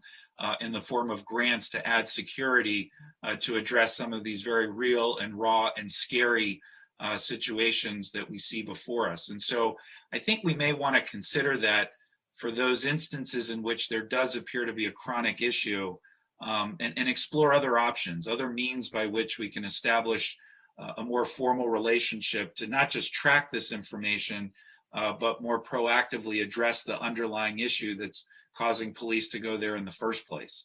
So just another sort of sidebar that I think might be worth exploring, because I know there are a lot of agreements like that out there for a variety of institutions. And I also am interested in how that draws down capacity within MCPD. And if there are too many of these public-private partnerships, are we in a position to be able to address other issues as well? So I'd be curious as a follow-up to talk about that. Okay. Please, Councilmember. Yeah, I'll just, since we went a little bit down the rabbit hole, I'll just have one comment, which is this is good. This is, an important conversation. And Chief Patel, I'll be reaching out offline. I'm glad to hear we've made progress. I'd love to get a briefing. I'd love to hear about exactly that consolidation process. Unfortunately, we will have to bill for those hours now on Councilman Tucker's recommendation. Exactly. Well, that'll take care of our budget problem then, if that's the case. Yeah. Exactly. I'm used to billable hours. And I appreciate that. And I think there's a couple things we want to accomplish. We want to know when and where it's happening and to whom and how the authority is being used. And again, I think both of these have, on both sides, there's the last conversation over the last 5 or 10 minutes or so underscores the fact that there's reason on both sides, on the civil liberties kind of resident protection side of this, which is, why I initially had started looking at it, but also on how are you using your resources? Are we doing it effectively? And so I think, again, a lot of these have that, and this is an example of that. So thank you.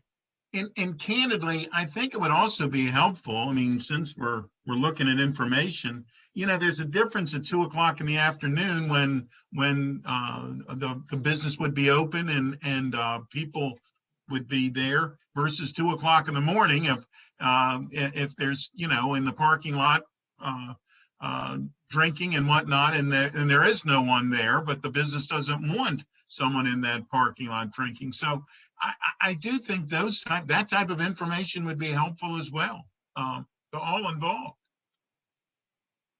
And I guess the other question is, when you have that 2 o'clock in the morning incident, do we notify the property owner afterwards and say, oh, by the way, yesterday at 2 o'clock in the morning, we did have, 2 people, we told 2 people that they couldn't stay in your parking lot? Do we do that, or is that just not done? It varies. I would say you take, again, I'll go back to the solder mill example. I'm going there because it was my bread and butter a couple of years ago. We had a good relationship with the property management. There were also part-time officers that worked there doing off-duty security. So in that particular example, we had everybody was pretty well connected on what happened but no, I can't say that in every example that we issue a trespass notice that the establishment necessarily knows what happened, the night before. They certainly would if a charge was levied and then they were summoned as a witness. But I think it's another really good example. It has a discussion, and my lieutenant is here to keep looking on the screen. Lieutenant Clark is here, so we're taking notes. That's a really good example of something maybe we should make sure we're doing consistently across the board. So we'll take that under advisement and look into it. Okay, thank you. Is there any other comments on this, or are we moving on? Okay, Ms. Wellens, please. Thank you, Mr. Chair. You discussed all of the issues under item number 1 of the staff memorandum at this point with regards to the potential amendments that were listed. Obviously, there's some a number of items for follow-up there. Item number 2 of the staff memorandum addresses the annual report that is required both under the current law and expanded upon under the bill. And there's specific requests by the Silver Spring Justice Coalition to add certain categories to the annual report with respect to civilian complaints, mental health calls, substance abuse calls, service calls involving individuals suspected to be homeless, and also related to overtime hours by district. And at the bottom of page 7, you'll see potential amendments aimed at incorporating those recommendations to the extent that the committee wishes to do so. Any comment? I'm fine. There again, I keep going back to the original statement, is as much information as we can practically, in a practical manner, receive, and that it's not overburdensome here. I mean, we need to, be practical in what we're doing from all sides. I'm fine with getting as much information as possible. If something isn't working, then we should be told that as well, please. I don't know where anybody else is. Chief, please. So Council Chair Katz, as a relate, and again, we want to be as transparent as possible. But again, I think some of what I'm hearing in that particular request is redundant. And what we would have already provided, for example, in the internal affairs reports as it relates to complaints and on officers and some discipline issues. I do have some concerns about this request about the overtime expenditures at each of the district stations. Overtime is, spent in a variety of different ways. There are different categories for overtime. Again, we're no issue about transparency, but when we just kind of make things in a broad sense, I don't think it necessarily gives everyone a clear understanding of the actual funding that's actually been utilized. And I'll give an example. For example, if there's one particular district that generates overtime as a result of court, and court is generally the largest overtime expenditure across our districts.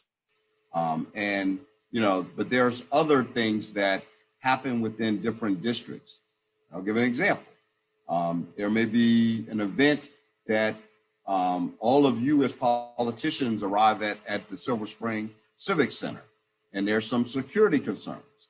And therefore, we have to produce additional officers on an overtime basis because we don't have the necessary personnel to be able to help to protect you all while you're at this particular event. So there's these different categories where overtime is being utilized in a way to assist with those types of events. There's callback because of a shift that may be short for a specific reason. There's a lot of different categories that overtime. So if this is going to be asked, I would ask for more specifics and not so much in a broad term, because I think the problem where this is going to lie is that we're going to put this law into effect. You all will put this law in effect. And then there will be more questions down the road about what does this information actually mean? And I think if we're going to do this the right way, I would prefer that we basically make it as clear as possible. What is the objective? Is exactly what are you looking for? And it gives us a better understanding to be able to provide you with the necessary data in which is being asked. That would just be my one ask. Well, and I think those are valid points, obviously. First off, there are things, and you talked about the Silver Spring Center, but there are certainly things that happen at the Silver Spring Center much more than they happen at any other recreation center in Montgomery County. So they're really county-wide events, not strictly because of Silver Spring.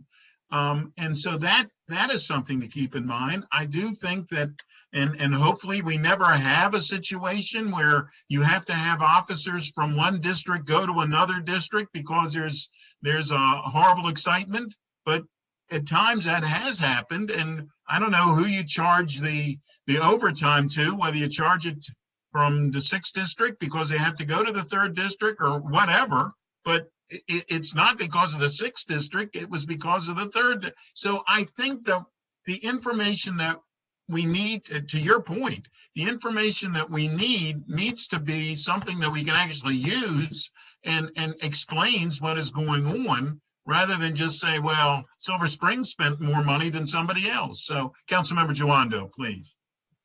Thank you, Mr. Chairman. Just Ms. Wellen, so I understand where we are in the packet. You're on page 7, top of page 7, is that correct? And That's then correct. the amendments Yes. below. Okay. So I think, it would be helpful to the chief's point. There are some very specific things here. I guess I would ask, for example, mental health calls, right? There's a set of recommendations here, which I agree with, that I think we all would want to know, when what's going on in a mental health call.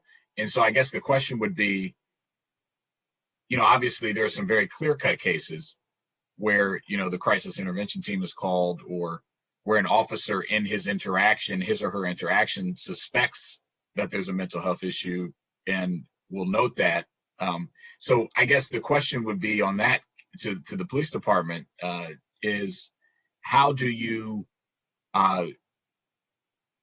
currently track that, or do you currently track if there's a suspected mental health issue? Again, they can't assess it, but what you can do is, was it suspected by the officer? Was a referral made? That kind of thing, and how you're currently tracking that. So Well, I appreciate. Go ahead, Dinesh. Go ahead. Thanks, boss. I appreciate you bringing this up, because this gets to really when we talk about complexities and staff requirements and technology. As we get into page 7 and 8 here, I'm just going to read this on bottom of page 7. It says the number of calls for service involving substance abuse, including whether an individual stopped, arrested, issued a citation, referred to another agency or service provider, or if use of force was employed. And I bring this up because those are basically 4 to 6 different data sets probably to figure out how to respond to that requirement. So going to your point about mental health could be, or an identification at some level could occur at the call taking process. The caller may, somebody may say, hey, this person has mental health issues. Our call taker may, based on their training and experience, say, oh, I think this may be a mental health thing. It could, so there's the dispatch component of it. Certainly the officer could make an assessment when they get there. But I think this really speaks to, we may have to dive really deep in how to capture this information. And I know I always go back to the dispatch side, but there are many calls that we may not generate a police report on because they don't necessarily need a police report. We may respond to somebody who's in crisis. We may make a referral to the crisis center, and heck, we might even drive them down to the crisis center. And we may clear that call in what we would call a -1, which means, hey, we got there, we dealt with it. But to properly track all those other things, we're going to have to potentially invest money in building our dispatch system and training for officers. There's a lot more to capture when I listed all those different things. Another thing that's written in there, which again, I just caution that we need to think this through. When they say, oh, is substance abuse involved? We don't take a call for service from the standpoint of determining, the social dynamics of what's going on in somebody's life. We're getting information so that we can best respond and handle a problem. So is the person abusing drugs or alcohol? Is it abuse? Or is this the first time they've taken PCP and they're having an out? So the words really matter here. And I think we need to dive deeper Because for us I'll speak for Chief Jones here a little bit, like we are absolutely in on data transparency and making sure the community knows what we're doing and how we're doing it. But there's not always an answer to every question in the way that it's formulated. Right. So we just have to be thoughtful about that. Yeah.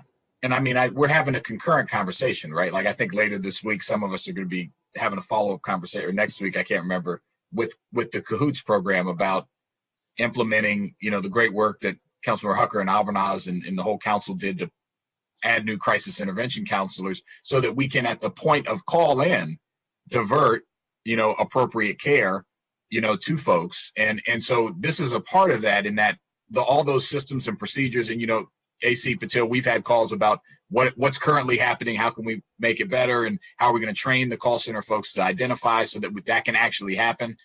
So there's a bunch of upstream and downstream ramifications of this. I agree with you. I still think it would be helpful for us to, even if it's an implementation delay or something, like we need to get to a point where we can know this information, and we need to do it collaboratively, and have it be, clear. So I take your point, and so I think that's something that we need to figure out. I don't want us to say, well, we're not sure how we're going to do it, so let's not include it. I would rather us say, let's figure out how to do it. And if we need to give more time to allow that to happen, then let's do that. Yeah, I'm just saying I want our overall community and our overall government to be set up for success. Sure. And I can't tell you right now in our dispatch system we could collect that information. So we do need to go back to the drawing board and figure out how to report back and what it would take to get there. I worry that if we put it into law and we can't deliver, then we're not setting ourselves up for success. Right. No, I appreciate that. Thank you. Yes, Council Vice President, please. Thank you. Thanks. This particular item deserves its own entire session. And so I think it clearly it's important to track the data. Nobody disagrees with that, but exactly what we're tracking is important. I'll just note several things. One, we have internal experts within county government, both through the Department of Health and Human Services and the behavioral health team, who, as part of the model that the entire council supported to add the 6 additional social workers to precincts for the mobile crisis unit enhancement, and that's a big component to this. But that's just 6 people who are working 40 hours a week and may or may not be on duty as situations arise.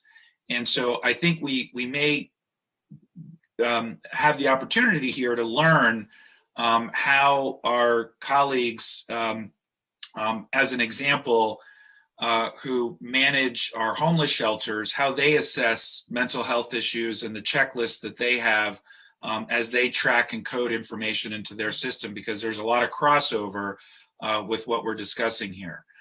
The other component I would mention is that oftentimes when a mental health call comes in, and I 1,000% agree that it's at the 911 call center point where we're in the best position to garner more information. But I'll also note that for many people and many families who have family members who are experiencing mental health issues, there are often repeated calls.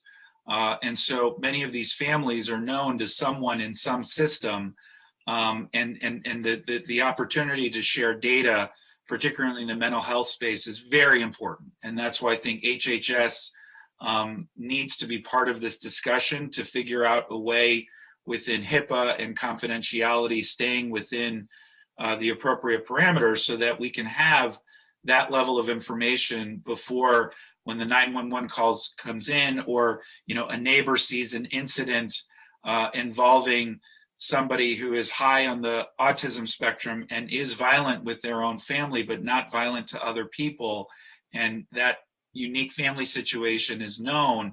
We have to be very sensitive and nuanced in how we address those issues, because they are complex, and we want to make sure that they're responded to appropriately. And that's why tracking this data is important, but also acknowledging the complexity of gathering the information in the first place and doing more on the front end. I'm also especially interested, and frankly just as interested in the frontline collection as I am the back end data collection on these issues. Because to Councilmember Jawando's point, once a referral is made, I want to track that a referral was made. And then I'm also interested in tracking what happens to that referral, so that systemically as a group, we're all working cohesively to wrap around as many services as possible to the families that are in this crisis situation in the first place. I think all of these steps taken in tandem can prevent tragedy, and I think can do a lot to move us forward. So this does deserve a much deeper dive, and I do think it needs to cross over with the HHS committee, and we can bring the appropriate people and recommend some of the experts in the field. And I'll note there are already these conversations going on between MCPD and HHS as part of the Crisis Now model that we're trying to move forward, but also as part of the mobile crisis units that we've already been able to stand up. So heading in the right direction here, but still a lot more work that needs to be done. And I certainly agree, and I believe it should be a joint committee meeting, obviously, on this topic, and it certainly does deserve its own topic.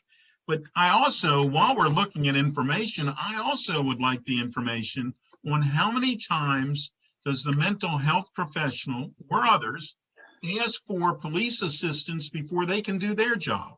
And I go back to the fire department, and I know that there are times, probably every day, where the fire department will say, we are responding, but we're going to wait because of the situation for a police officer to respond with us before we can go in and help the person.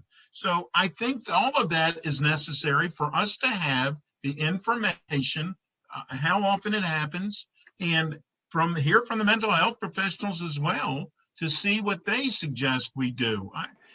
Part of this is that we always talk about response times, and we should, but if we have 6 people who are in the mental health professionals working with at the district level, and it's taking us an hour and a half to help out that situation, that's not helpful either. So I think we need to really get into, and there again, it should be a topic just to itself, on what we really need to be doing and how we need to be doing it. So, but there again, we will have I have a feeling that the 2 committee chairs, you being one of them, Mr. Vice President, and me being the other, can agree that we should have a joint committee on this.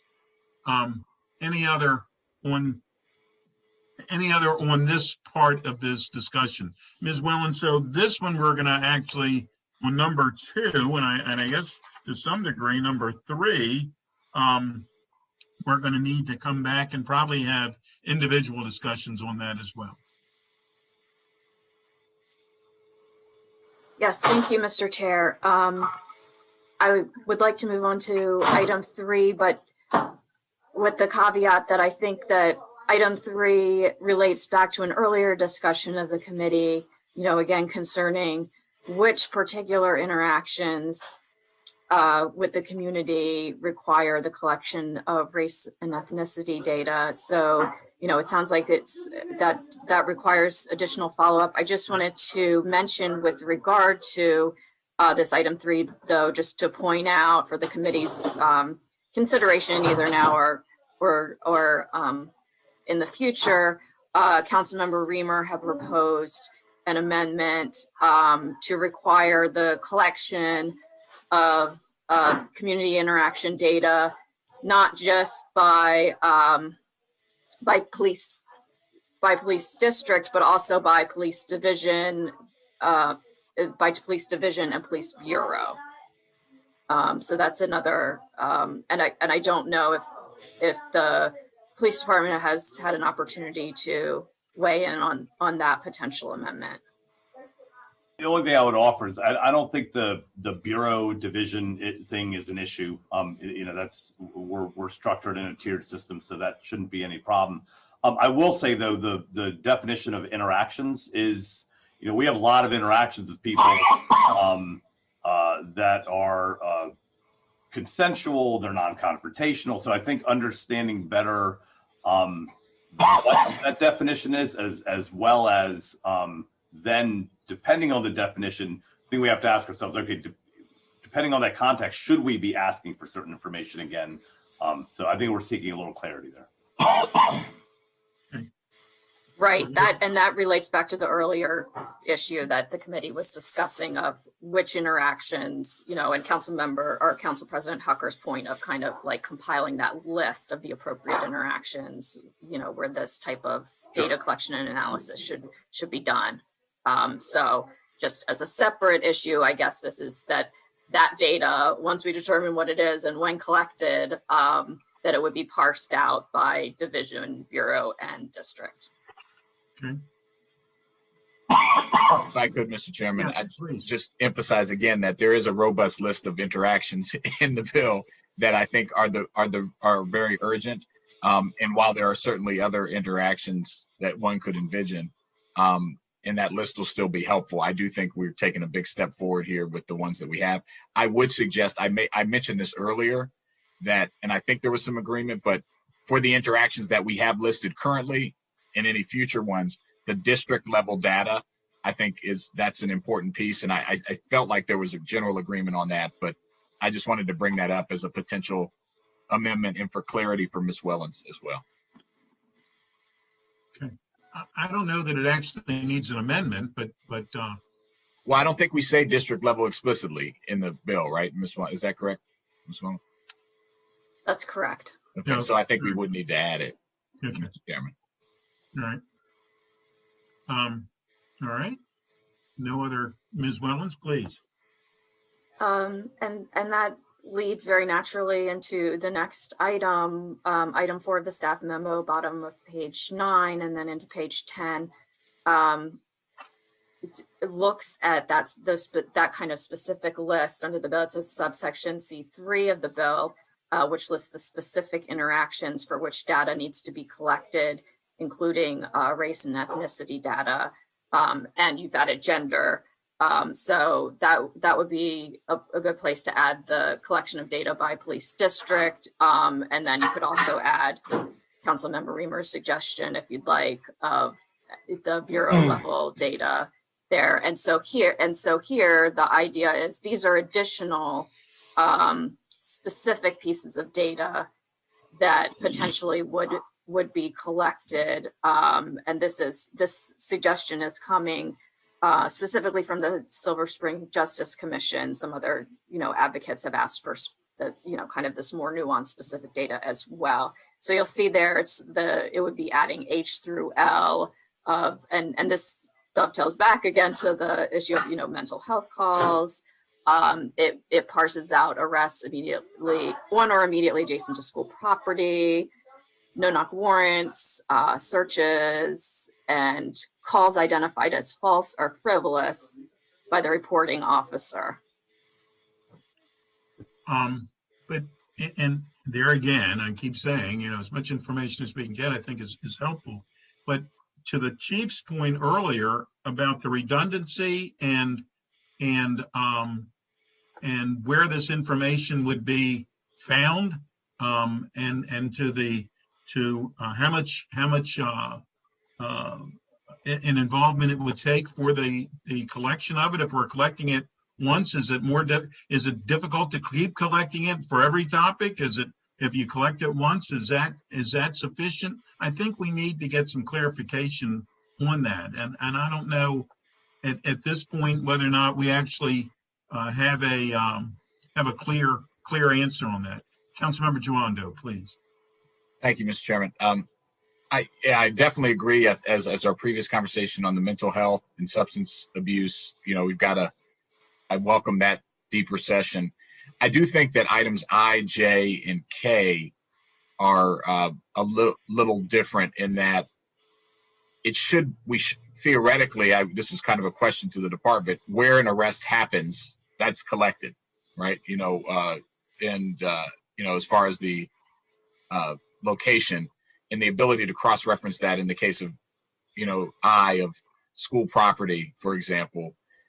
J, execution and outcome of no-knock warrants. We requested a version of that information for our discussion of the use of force policy. I know that was recently compiled. I do think that should be reported as part of the use of force. So that would be my other question to the MCPD partners.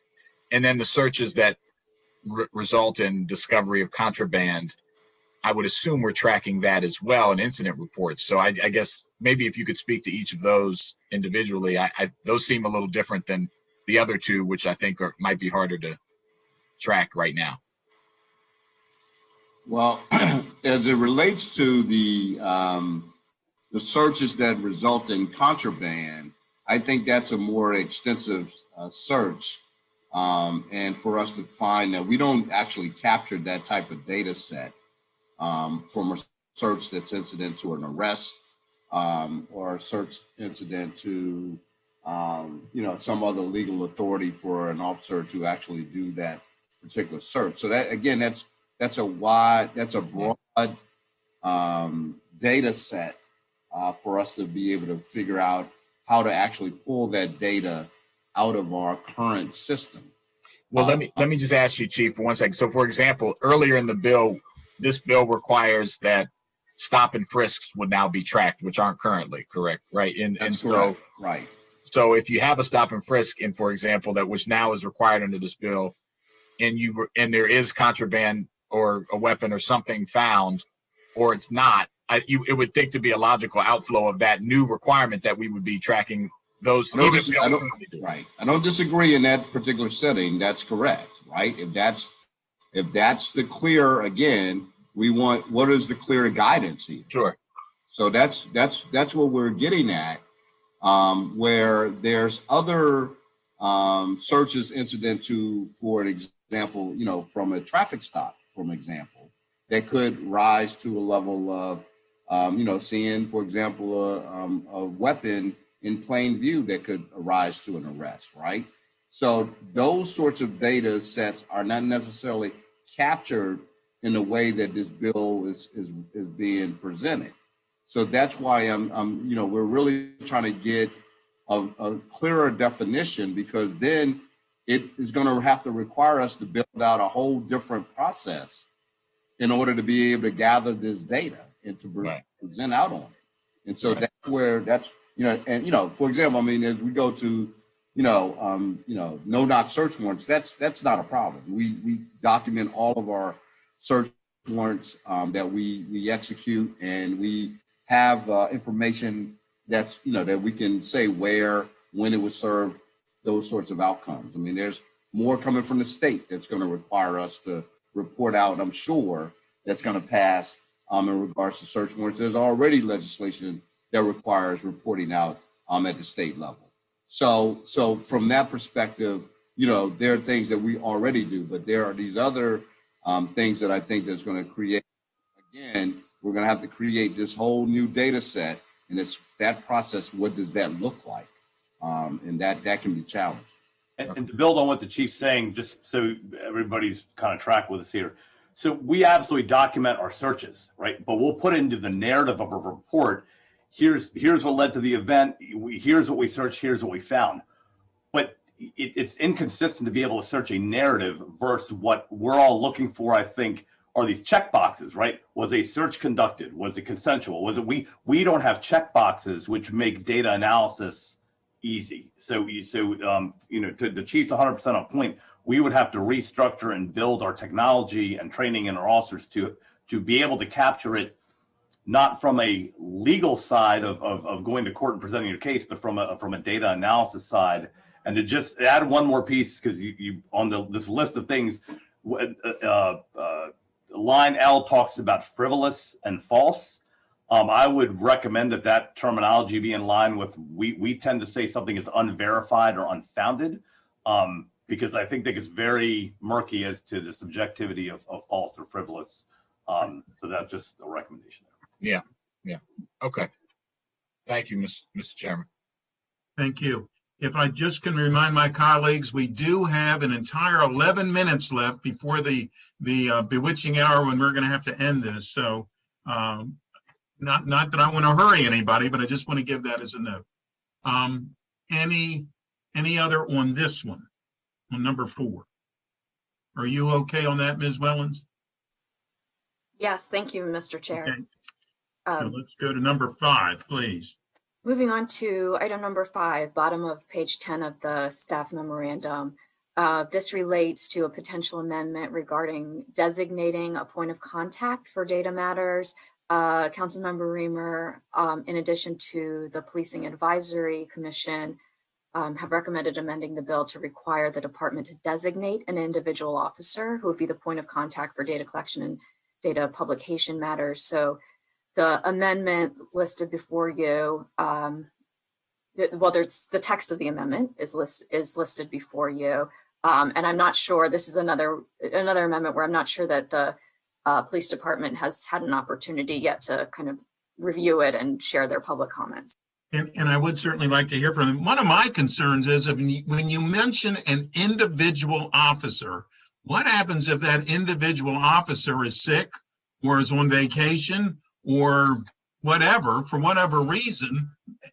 What does that do for that moment? So I don't know if the department has a comment. My suggestion for this particular amendment would be that you could just merely state I think the point of location of where this would be would come out of our policy and planning division. So if you want to be more specific, I would just say that this should be submitted to the director of the policy and planning division of the police department. Therefore, you don't get into specific names of an individual because we move, there are different assignments that even my executive staff that give from time to time. So if you just give the name of the title of that particular, who knows that they're responsible for the point of information that anyone who wants to collect, have questions about data, that they will be the ones that would be answering those particular questions. I believe that's appropriate. I do. I know we could always just say that we're going to have Assistant Chief Patel do all of this, but I think he might even deserve a break every now and then, not often, but every now and then. So if the committee is fine with that, however it should be worded, but I do believe that to use the term individual officer is not what we really want to do. Okay, is everybody all right with that? Okay, and with that, we are number 6, please, Ms. Wellens. Thank you, Mr. Chair. Number 6 relates to, it's not associated with a specific potential amendment. It is simply follow-up. I think a lot of the follow-up has been covered in the course of your conversation, but during the first work session, council members asked some specific questions, again, related to the specific resources that are needed, which AC Patel spoke to earlier. Delineation of data that we can collect now versus later, the delineation of data that is quote unquote owned by us, by the department, versus owned by the state or other entities. And the police department did share some written responses with the committee that appear at the addendum to the staff report. And it's a long staff report since we've included, the task force reports and OLA reports. So it's after Circle 179 is the addendum and includes the department's responses. Okay.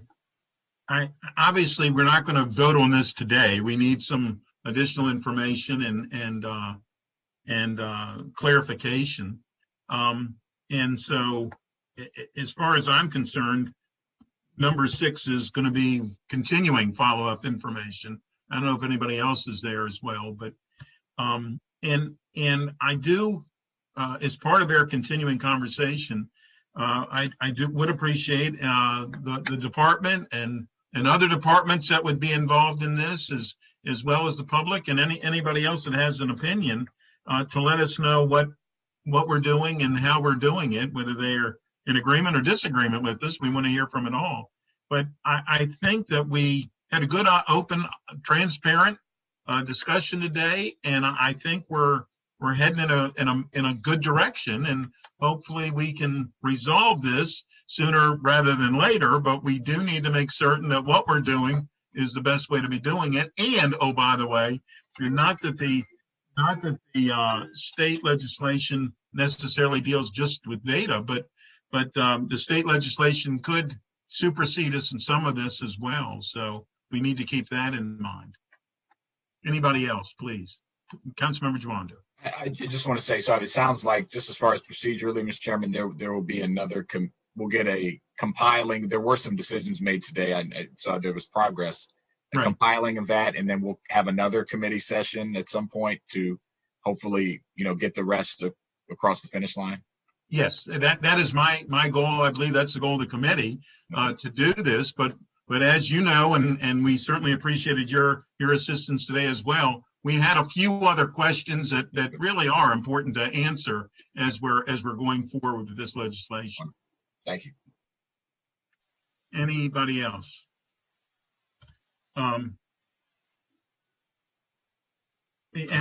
then again, we're going to have to figure out, there's this thing called the budget that's not coming up.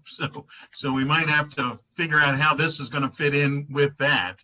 But we're certainly wanting to get this done as best we can. Anybody else? If not, we're a full 4 minutes early. Yes, Ms. Wellens, please. I'm sorry, just wanted to ask for clarification for the next work session. Do you want that to be a joint work session, or when you were talking about joint work sessions, was that on peripheral issues? And there again, Vice President Albornoz, being the chair of the HHS committee, since he's here, we can have a discussion right now, I guess. But I believe that the parts that we can go forward with when the legislation itself, we should go forward with it. And then when we need the joint committee meetings, I think we can do that. But as I say, we're getting tied into the budget, so I don't know how much time we're going to have for joint committee meetings. Council Vice President, do you have a comment on that? Well, first, our council president has the coolest backdrop of any of us, with his boys jumping up and down and doing flips, which is way where I wish I was right now, believe me. Especially given the conversation we're going to have in about 5 minutes. But it's that lunch break, the lunch break, as soon as the lunch break happens. That's right. So, which looks like a lot of fun. Put a stop to it.